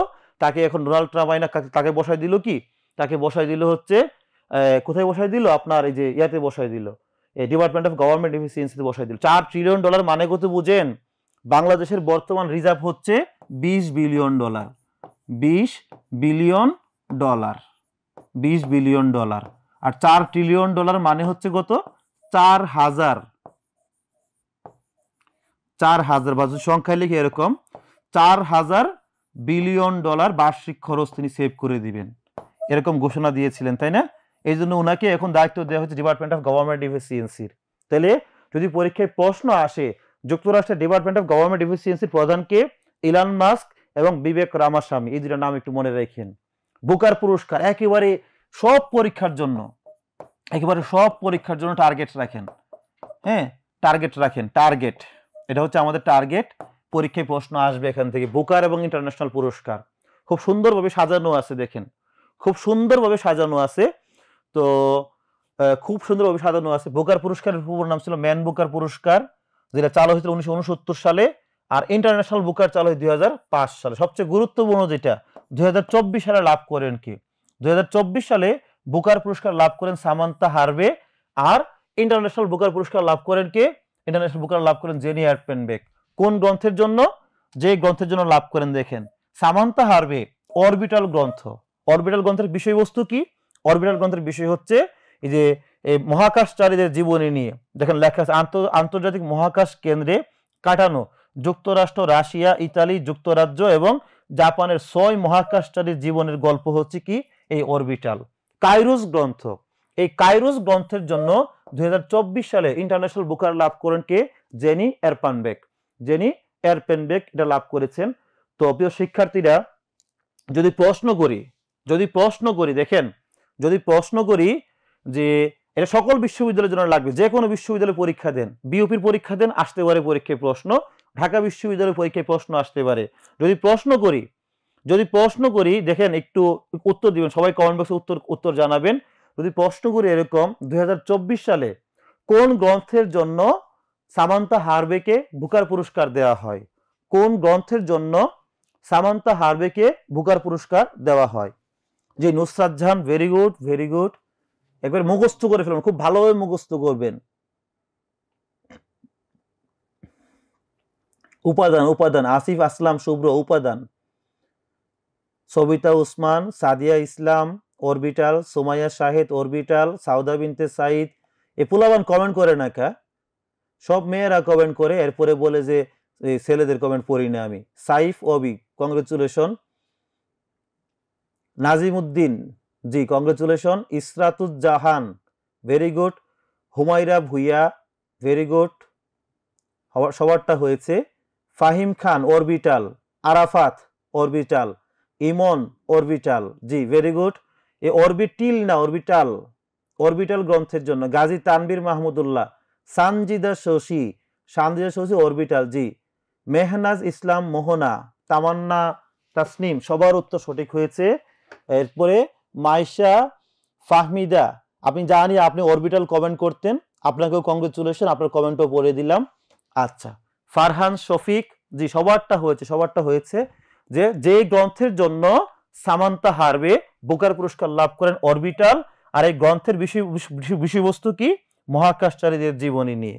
আর কাইরোস গ্রন্থের জন্য ইন্টারন্যাশনাল বুকার লাভ করেন কে? জেনি এরপানবেক। খুবই গুরুত্বপূর্ণ, টার্গেট রাখতে পারেন।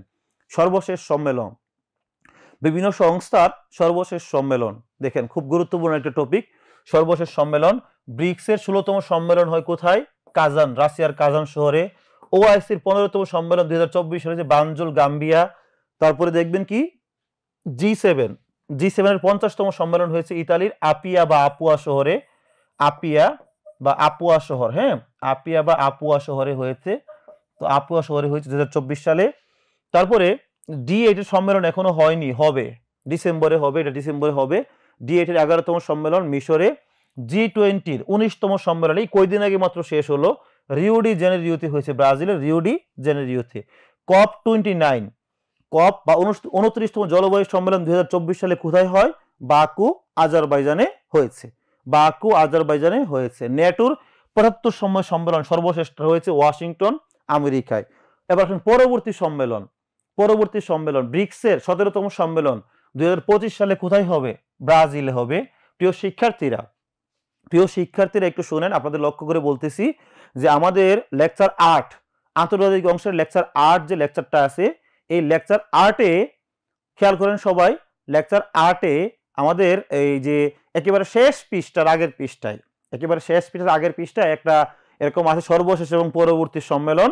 আমরা আপনাদের ক্লাসে বলেছিলাম 8 নাম্বার ক্লাসের দিনও বলেছিলাম এবং বিভিন্ন সময় বলেছিলাম সর্বশেষ এবং পরবর্তী সম্মেলন খুব গুরুত্বপূর্ণ টপিক।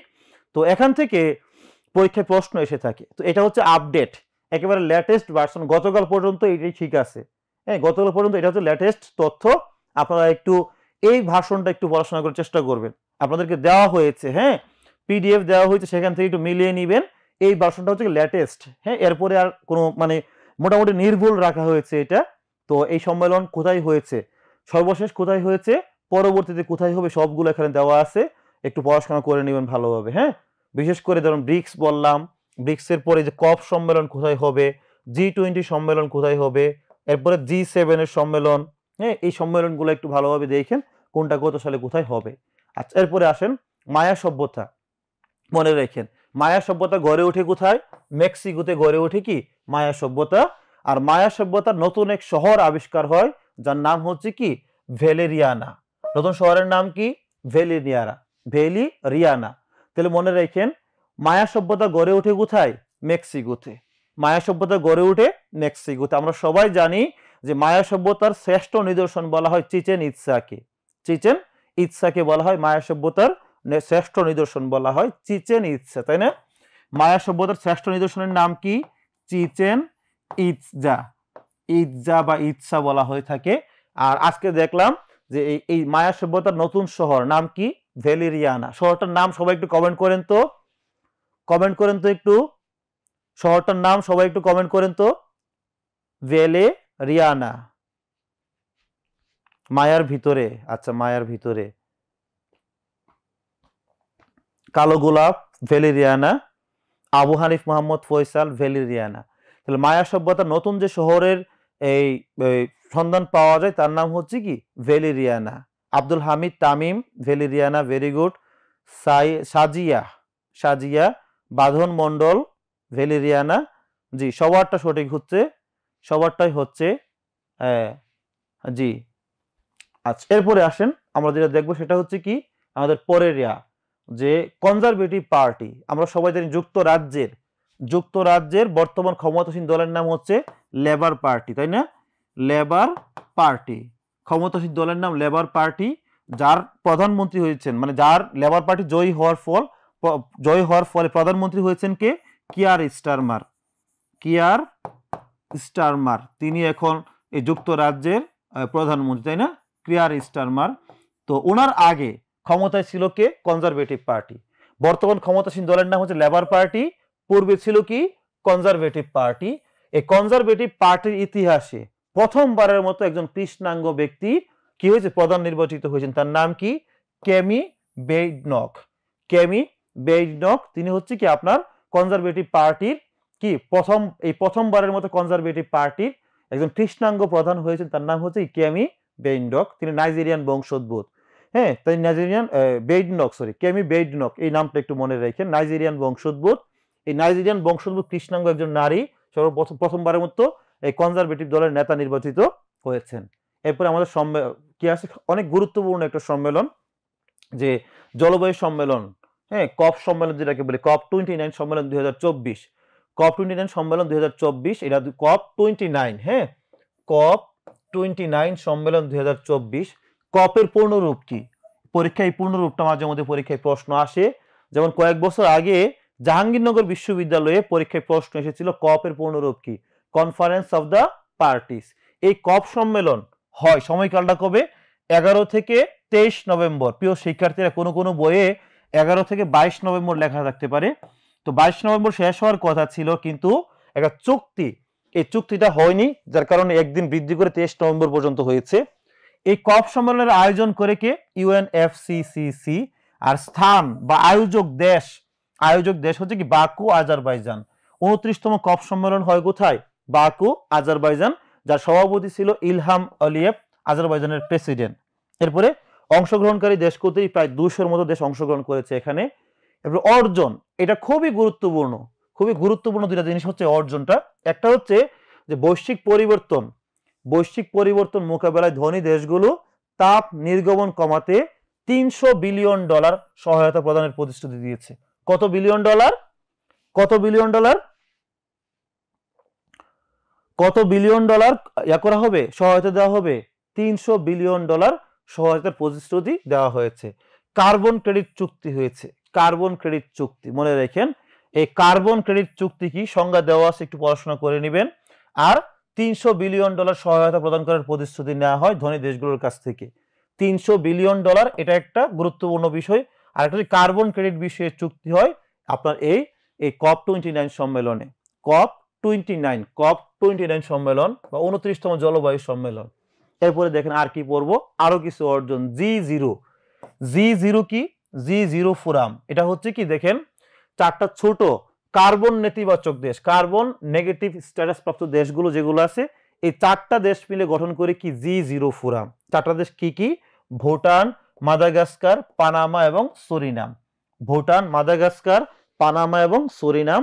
তো এরা কি করে? G0 গঠন করে। তাহলে যদি পরীক্ষায় প্রশ্ন আসে, খেয়াল করে, আমি যদি প্রশ্ন দিই এরকম যে আপনার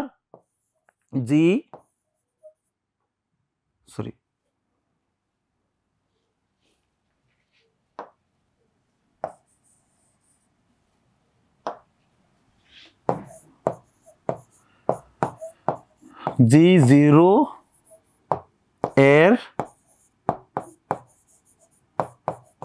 সদস্য নয় কোনটি? আমি অপশন দিই, আপনারা একটু উত্তর দিন তো।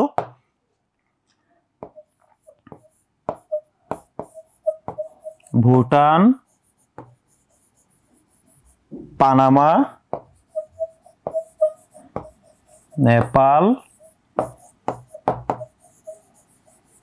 Surinam. A, B, C, D. বলেন সঠিক উত্তর কি হবে? সঠিক উত্তর কি হবে?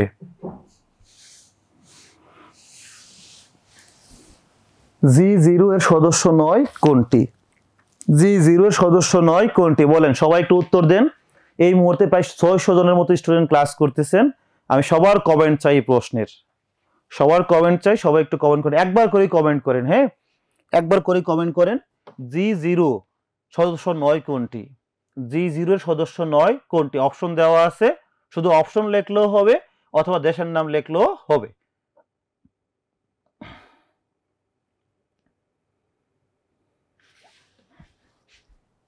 ভেরি গুড, যারা উত্তর দিচ্ছে সবার উত্তরই সঠিক হচ্ছে। এরপর আসলে আমরা সামনের দিকে আগাই।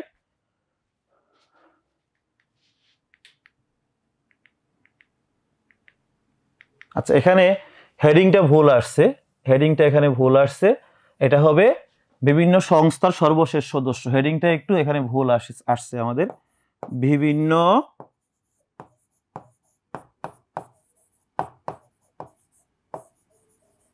সংস্থার সর্বশেষ সদস্য, বিভিন্ন সংস্থার সর্বশেষ সদস্য, এগুলো একটু পড়বেন। বিশেষ করে দেখেন এই প্রশ্নটা নিয়ে একটা বিতর্ক সৃষ্টি হইতে পারে যে আইএমএফ এর 191তম সদস্যকে। কারেন্ট অ্যাফেয়ার্স, বহুল প্রচলিত যে মাসিক পত্রিকা আছে সাধারণ জ্ঞানের জন্য, সাম্প্রতিকের জন্য, কারেন্ট অ্যাফেয়ার্স। তো সেই কারেন্ট অ্যাফেয়ার্সে কি লেখা আছে? কারেন্ট অ্যাফেয়ার্সে লেখছে হচ্ছে 191তম দেশ হচ্ছে উত্তর কোরিয়া, লেখা আছে। এটা ভুল, টোটালি একটা ভুল উত্তর, এটা সম্পূর্ণ ভুল উত্তর। কারণ আইএমএফ এর যে ওয়েবসাইট, সেই ওয়েবসাইটে তারা স্পষ্ট বলেছে সর্বশেষ সদস্য হচ্ছে লিচেনস্টাইন। সর্বশেষ সদস্যকে লিচেনস্টাইন। ঠিক আছে, সবাই একটু মনে রাখেন।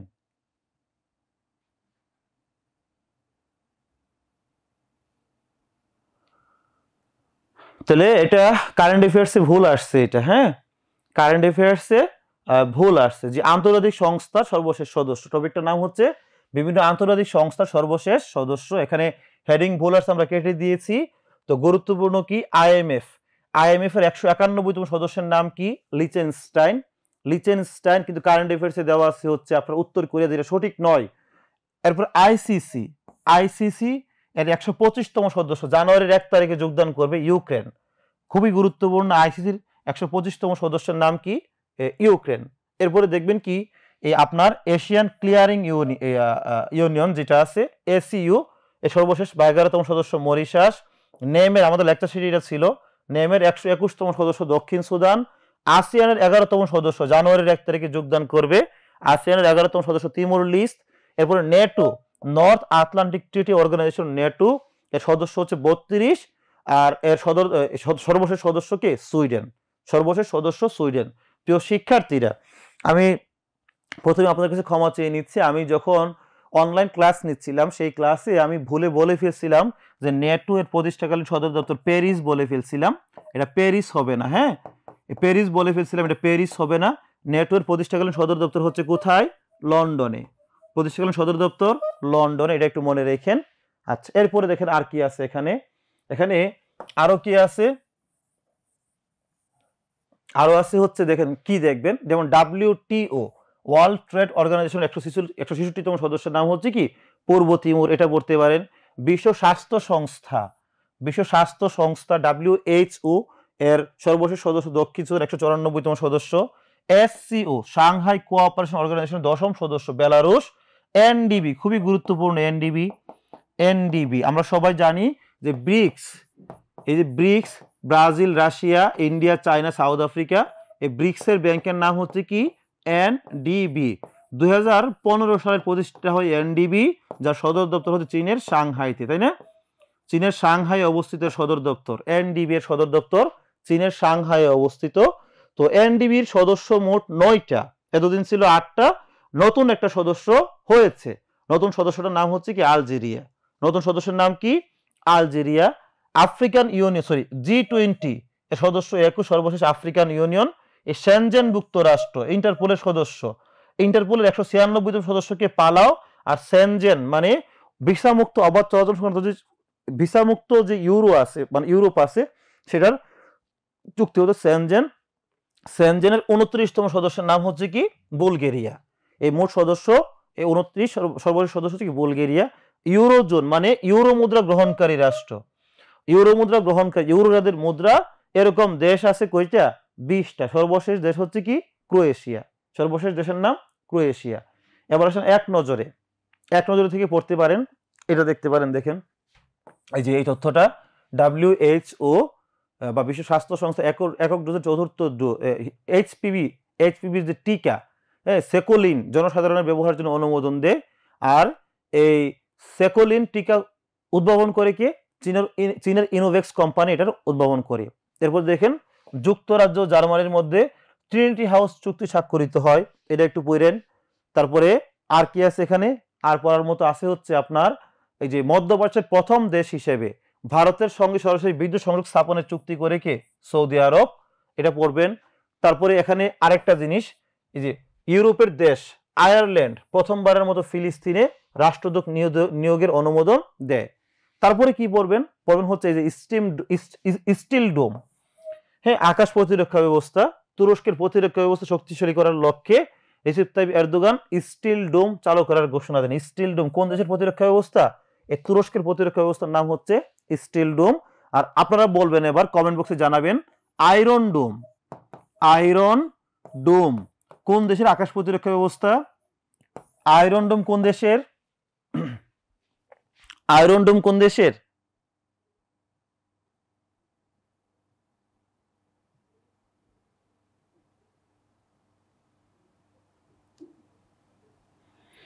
আয়রন ডোম কোন দেশের? সবাই উত্তর দেন। Very good. Gazi Tanvir Mahmud Ullah, very good. Nadim Hasan, congratulation. এই নাইমুল ইসলাম, আপনার কমেন্ট আপনি করেন, আরেকজনের কমেন্টে ঢোকেন কেন? ইশিতা নুসরাত কনা, নিহারিকা সেন, ভেরি গুড। ইসরায়েলের আয়রন ডোম ইসরায়েলের, আর স্টিল ডোম কার? স্টিল ডোম হচ্ছে তুরস্কের। স্টিল ডোম তুরস্কের, আয়রন ডোম কার? ইসরায়েলের। Very good, congratulation. সবাই কমেন্ট করতেছেন, সবাই সঠিক উত্তর দিচ্ছেন। আচ্ছা, এরপরে আসেন আমরা যেটা দেখবো সেটা হচ্ছে কি, যে পরে দেখে আসেন, এই যে দেখেন ভারতকে সাইবার প্রতিপক্ষ হিসেবে ঘোষণা করে কে? কানাডা। এই কানাডা কি করে? ভারতকে তাদের সাইবার প্রতিপক্ষ হিসেবে ঘোষণা করে। এরপর আরেকটা জিনিস দেখেন, যে ফিলিস্তিনের জাতিসংঘ শরণার্থী বিষয়ক সংস্থা UNRWA এর কার্যক্রম নিষিদ্ধ করে ইসরায়েল। ইসরায়েলের পার্লামেন্টের নাম নেসেট, সেখানে আপনার কি করে এই কি করে আপনার বিতর্কিত বিল পাস করে। আরেকটা গুরুত্বপূর্ণ বিষয় দেখেন, গাজায় ইসরায়েলি হামলার প্রতিবাদে ইসরায়েলের সঙ্গে অস্ত্র চুক্তি বাতিল করে কোন দেশ? স্পেন। খুবই গুরুত্বপূর্ণ একটা ইস্যু, হ্যাঁ, খুবই গুরুত্বপূর্ণ ইস্যু, এটা একটু মাথায় রাখেন। গাজায় ইসরায়েলি হামলার প্রতিবাদে ইসরায়েলের সঙ্গে স্বাক্ষরিত অস্ত্র চুক্তি বাতিল করে কোন দেশ? স্পেন অস্ত্র চুক্তি বাতিল করে। স্পেন কি করে? অস্ত্র চুক্তি বাতিল করেছে। খুব গুরুত্বপূর্ণ পয়েন্ট, এটা দেখবেন। তারপরে আসেন, যে সম্প্রতি আপনারা দেখেছেন রাশিয়ার পররাষ্ট্রমন্ত্রী দিমিত্রি মেদভেদেভ, এক্স সাবেক নাম হচ্ছে টুইটার, এই টুইটার বা এক্সে একটা ইয়া দিয়েছে। কি দিয়েছে?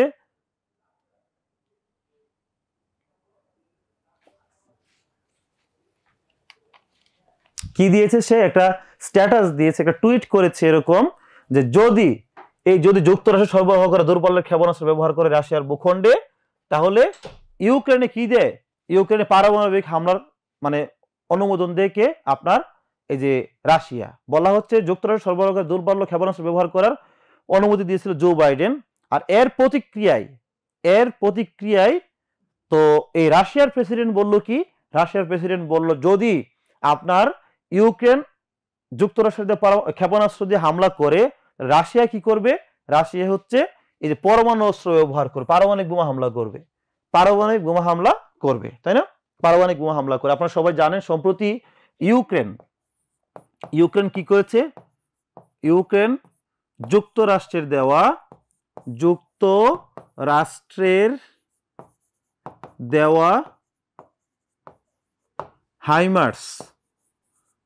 হাইমার্স ক্ষেপণাস্ত্র দিয়ে হামলা করে এই রাশিয়ার উপরে, তাই না? ক্ষেপণাস্ত্র হামলা চালায়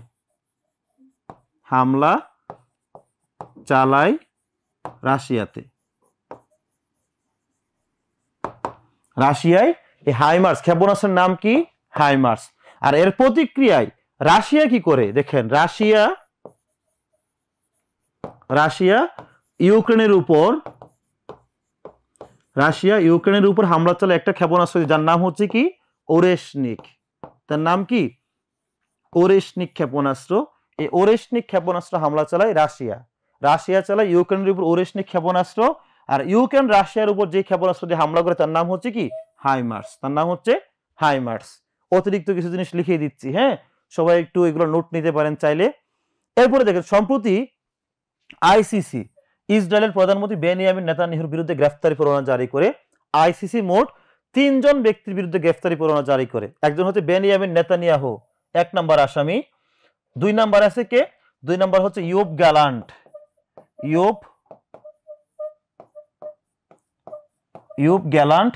2 নাম্বার আসামি, আর 3 নাম্বার আসামি হচ্ছে কে? মোহাম্মদ দেইফ। মোহাম্মদ দেইফ, তাই না? মোহাম্মদ দেইফ হচ্ছে 3 নাম্বার আসামি। এই যে হামাসের কমান্ডার মোহাম্মদ দেইফ 3 নাম্বার আসামি। তাহলে 3 জন ব্যক্তির বিরুদ্ধে গ্রেফতারি পরোয়ানা জারি করে। 1 নাম্বার বেনিয়ামিন নেতানিয়াহু, 2 নাম্বার হচ্ছে ইয়োব গ্যালান্ট, আর 3 নাম্বার হচ্ছে মোহাম্মদ দেইফ। এই মোহাম্মদ দেইফের বিরুদ্ধে আপনার কি করে এই গ্রেফতারি পরোয়ানা জারি করে কে? ICC, international criminal court. সবাই একটু বলেন তো আইসিসি এর সদর দপ্তর কোথায়? আইসিসি, জি ভেরি গুড। ইয়োব গ্যালান্ট, কে আনসার করছেন এগুলো? সুরায়া জান্নাত, কংগ্রেচুলেশন। সাদিক ইসলাম,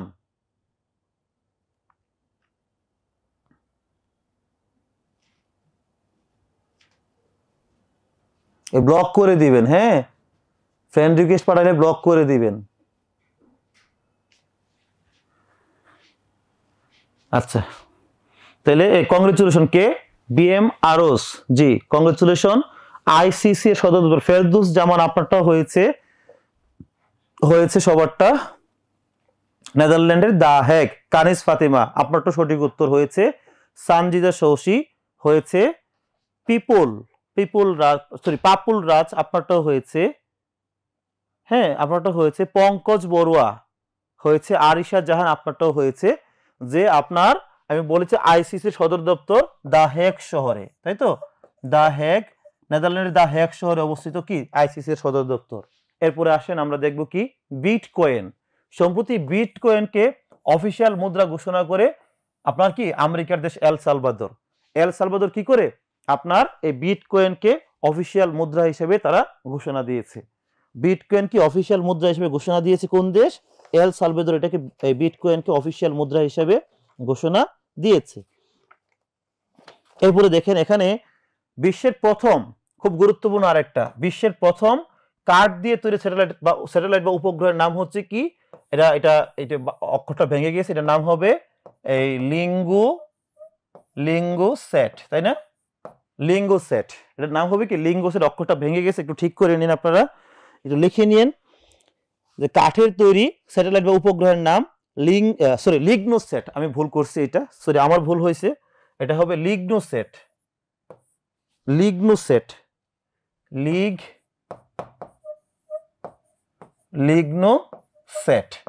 কাঠের তৈরি উপগ্রহের নাম হচ্ছে কি এই লিগনোসেট, স্যাটেলাইটের নাম লিগনোসেট।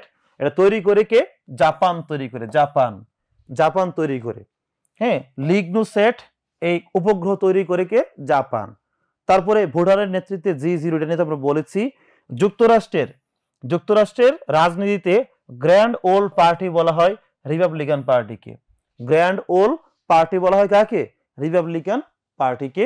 আর একটা দাহিয়া ডক্ট্রিন কি? জাস্ট রিডিং পড়ে রাখেন। দাহিয়া ডক্ট্রিন হলো ব্যাপক ও অসম শক্তি প্রয়োগ এই বেসামরিক লোকজন স্থাপনার উপর ইচ্ছাকৃতভাবে হামলার ইসরায়েলি রণনীতিকে বলা হয় দাহিয়া ডক্ট্রিন। দাহিয়া ডক্ট্রিন ইসরায়েলের রণনীতির সাথে বা যুদ্ধনীতির সাথে জড়িত দাহিয়া ডক্ট্রিন। এরপরে আসেন আমাদের পরের টপিক খেলাধুলা। খেলাধুলা থেকে আমরা যেগুলো দেখবো সেগুলো হচ্ছে কি যে ক্লাস প্রায় শেষ, আমরা প্রায় শেষ পর্যায়ে চলে আসছি। খেলাধুলা থেকে যেগুলো দেখবো, দেখেন খেলাধুলার পরবর্তী কিছু আসর, উল্লেখযোগ্য খেলার পরবর্তী আসর 2028 সালে 34তম বিশ্ব অলিম্পিক হবে কোথায়? লস অ্যাঞ্জেলস, যুক্তরাষ্ট্রে। 2032 সালে 35তম বিশ্ব অলিম্পিক হবে ব্রিসবেন, অস্ট্রেলিয়ায়। আর 2024 সালে হয়েছে কোথায় বলেন? এটা আপনাদের প্রশ্ন। 2024 সালে বিশ্ব অলিম্পিক কোথায় হয়? কোথায় হয়েছে বলেন তো? 2024 সালে, এই 24 সালে বিশ্ব অলিম্পিক কোথায় হয়েছে? নয়নকার, আপনি ক্লান্ত হয়ে গেছেন? ঠিক আছে, কিছুক্ষণের মধ্যে শেষ করে দিচ্ছি ক্লাস। 24-এ হয়েছে কোথায়? ফেরদৌস জামান, কংগ্রেচুলেশন। বুরহানুদ্দিন রাব্বানি, কংগ্রেচুলেশন। মাশরুফা জাহান, কংগ্রেচুলেশন। কালো গোলাপ, তানজিনা মুক্তা, যে সবার উত্তর সঠিক হচ্ছে। 2024 সালে হচ্ছে প্যারিস, তাই না? প্রিয় শিক্ষার্থীরা, আমরা প্যারিস নিয়ে পড়েছি। প্যারিসকে বলা হয় কি? আলোর শহর বলা হয়, তাই না? আলোর শহর বলা হয় প্যারিসকে। সিটি অফ লাভ বলা হয় কাকে? সিটি অফ লাভ বা ভালোবাসার শহর বলা হয় এই প্যারিসকে, তাই না? সিটি অফ লাভ, আলোর শহর বলা হয় প্যারিসকে, যেখানে হয়েছে 2024 সালের বিশ্ব অলিম্পিক। আর পরবর্তীগুলো কোথায় হবে আমরা লিখে দিয়েছি এখানে, এগুলো একটু দেখে নেবেন। বিশ্বকাপ ফুটবল 2026 সালে 3টা দেশে হবে। কয়টা দেশে? 23তম বিশ্বকাপ ফুটবল যুক্তরাষ্ট্র, কানাডা এবং মেক্সিকোতে অনুষ্ঠিত হবে। মনে রাখেন এই 23তম বিশ্বকাপ ফুটবল 2026 সালে যে বিশ্বকাপ ফুটবল আছে, এই বিশ্বকাপ ফুটবলে অংশগ্রহণ করবে কতটি দেশ?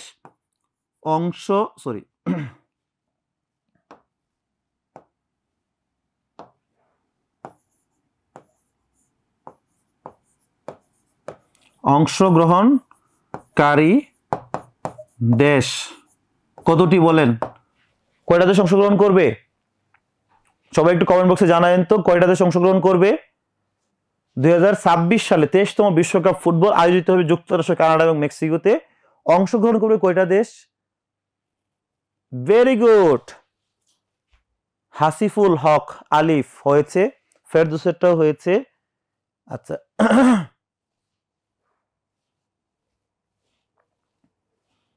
আরিফা ইসলাম, জি সবারটা হয়েছে। ফৌজিয়া তাহসিন, কংগ্রেচুলেশন।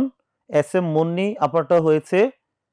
তারপর মাইমুনা আক্তার হয়েছে। সৌরভ বিশ্বাস, ভেরি গুড, সবারটা হয়েছে। হ্যাঁ, সবারটা হয়েছে। মোহাম্মদ শরীফুল, আপনারটাও হয়েছে। আপনি 48 সাল লিখতেন, আপনারটাও হয়েছে। আরমান হুসেনেরটাও হয়েছে। নাইমুল ইসলাম, শফিকুল ইসলাম, শুভ, সবার উত্তরটা সঠিক। 2026 সালে 23তম বিশ্বকাপ ফুটবলে অংশগ্রহণ করবে 48টি দেশ। 48টি দেশ অংশগ্রহণ করবে। এরপরে দেখুন 2030 সালে, 2030 সালে তো যেটা দেখবেন 24তম বিশ্বকাপ ফুটবল 6টা দেশে হবে। 6টা দেশ, Argentina, Uruguay, Paraguay, Spain, Portugal এবং মরক্কো। 3 মহাদেশ দেখেন, দক্ষিণ আমেরিকা, ইউরোপ এবং আফ্রিকা মহাদেশ জুড়ে অনুষ্ঠিত হবে এই বিশ্বকাপ ফুটবল 2030 সাল। কেন হবে? কারণ 2030 সাল হচ্ছে বিশ্বকাপ ফুটবলের শতবর্ষ আসর। শতবর্ষ আসর, তাই না? শতবর্ষ আসর 2030 সালে বিশ্বকাপ ফুটবলের। কারণ আমরা সবাই জানি 1930 সালে প্রথমবারের মতো বিশ্বকাপ ফুটবল আয়োজন হয়েছিল। 1930 সালে প্রথমবার বিশ্বকাপ ফুটবল আয়োজন হয়েছিল, সেখানে চ্যাম্পিয়ন হয়েছিল কে? উরুগুয়ে। আর 2030 সালে শতবর্ষ আসর অনুষ্ঠিত হবে 3টা মহাদেশ, দক্ষিণ আমেরিকা, ইউরোপ এবং আফ্রিকা, মোট 6টা দেশে এটা অনুষ্ঠিত হবে। আর 2034 সালে 25তম বিশ্বকাপ ফুটবল অনুষ্ঠিত হবে কোথায়? সৌদি আরবে অনুষ্ঠিত হবে। এবং বিশ্বকাপ ক্রিকেট 2027 সালে দক্ষিণ আফ্রিকা, জিম্বাবুয়ে, নামিবিয়াতে হবে। আর 31 সালে হবে কোথায়? 15তম আসর হবে বাংলাদেশ এবং ভারত যৌথ আয়োজনে 2031 সালে বিশ্বকাপ ক্রিকেটের আয়োজন করবে। টি-20 বিশ্বকাপ, এগুলো আসরগুলো একটু দেখবেন। 26-এ কোথায় হবে, 28-এ কোথায়, 30-এ কোথায়, এই বিষয়গুলো একটু দেখবেন। তারপরে আছে কি? তারপরে আছে হচ্ছে আইসিসি চ্যাম্পিয়ন ট্রফি, যেটা নিয়ে এরকম ঝামেলা শুরু হয়েছে। 2025 সালে 9ম আসর হওয়ার কথা ছিল পাকিস্তানে। এখন ভারতের ঝামেলার কারণে এটা নিয়ে একটা ঝামেলা তৈরি হয়েছে, সমস্যার সৃষ্টি হয়েছে। এগুলো নিয়ে একটু দেখাশোনা করবেন, কোথায় হচ্ছে বা কোথায় হবে পরবর্তীতে। জি, সর্বশেষ আমাদের একটা শীট শেষ। তো প্রিয় শিক্ষার্থীরা, তো যে বিষয়টা বলবো সেটা হচ্ছে কি, আমাদের সাম্প্রতিক বিষয়গুলো দেখা হয়েছে, তো আমাদের লেকচার শিটও শেষ হয়েছে। তো আমরা এখন কয়েকটা কথা বলে আমি শেষ করে দিচ্ছি ক্লাসটা। সেটা কি, পড়াশোনা করতেছেন, মনোযোগ দিয়ে ক্লাস করেন। তো আপনারা অনেকেই অনেক কমেন্ট করেছেন, প্রায় 6,500 7,000-এর মতো কমেন্ট হয়ে গেছে আপনাদের। ধন্যবাদ সবাইকে আমাদের সাথে থাকার জন্য। আর একটু মনোযোগ দিয়ে পড়াশোনা করবেন, যাতে যে স্বপ্ন নিয়ে আসছেন, কোচিং করতেছেন, কষ্ট করতেছেন, সেটা যাতে কোনোভাবে নষ্ট না হয়ে যায়। তো সবাই ভালো থাকবেন, সবার জন্য অনেক অনেক দোয়া। আর মোটিভেশন বলতে, মোটিভেশন এটাই একটা মোটিভেশন, খেয়াল করে দেখেন এই পৃথিবীতে। ধরেন আজকে আমি সাভারে কথা বলতেছিলাম এগুলো নিয়ে, যে ধরেন পৃথিবীতে যদি আপনাকে আপনার পরীক্ষার আগের দিন আপনার পরীক্ষার প্রশ্ন আপনাকে দিয়ে দেয়, প্রশ্নটা দিয়ে দিলে কি হবে? আপনি নিশ্চিত পরীক্ষায় পাশ করবেন, তাই না? নিশ্চিত পরীক্ষায় পাশ করবেন, শুধু পাশই না, টপ 20-র মধ্যে থাকবেন তো সেরা 20 জনের মধ্যে অবশ্যই থাকতে পারবেন আপনি, যদি আপনাকে যে প্রশ্নটা দিয়ে দেয় আগের রাতে, আপনি নিশ্চিত পাশ করবেন। কিন্তু দেখেন আল্লাহ তাআলা মানুষকে সৃষ্টি করার সাথে সাথে 3টা প্রশ্ন দিয়ে দিয়েছে, বলে দিয়েছেন যদি এই 3টা প্রশ্নের উত্তর দিতে পারো তাহলে তোমরা জান্নাতে যাবা, নয়তো জাহান্নামে যাইবা। তো আমরা সারা জীবন চেষ্টা করে সেই 3টা প্রশ্নের উত্তর রেডি করতে পারি না, তাই না? এই জন্য চেষ্টা করবেন যে যাতে এই দুনিয়াতে প্রশ্ন পারে যেরকম আমরা পাশ করে যাই, আল্লাহ তাআলা আমাদেরকে এরকম এই প্রশ্ন দিয়ে দিয়েছেন, তাই না? যে এই প্রশ্ন তিনটার উত্তর দিতে বলে জান্নাতে যাব পাশ করব, নয়তো জাহান্নামে যাব। তো জান্নাতে যাওয়ার উপযোগী হিসাবে মানুষ হিসাবে দুনিয়াতে কাজ করে যাবেন। তারপরে কনফিডেন্স হারিয়ে ফেলেন। কনফিডেন্স হারানো যাবে না। আর কয়েকদিন সময় আছে, কনফিডেন্স ধরে রাখেন। আপনার মতো সবার একই অবস্থা। আপনার মতো সবারই একই অবস্থা। তো লিখিত নিয়ে কিছু বলেন। আমরা বলবো নেক্সট ক্লাসে এগুলো নিয়ে কথা বলবো ইনশাআল্লাহ। ঠিক আছে? সবাই ভালো থাকবেন। আজকের মতো এখানেই ক্লাস শেষ করছি। আল্লাহ হাফেজ। আসসালামু আলাইকুম।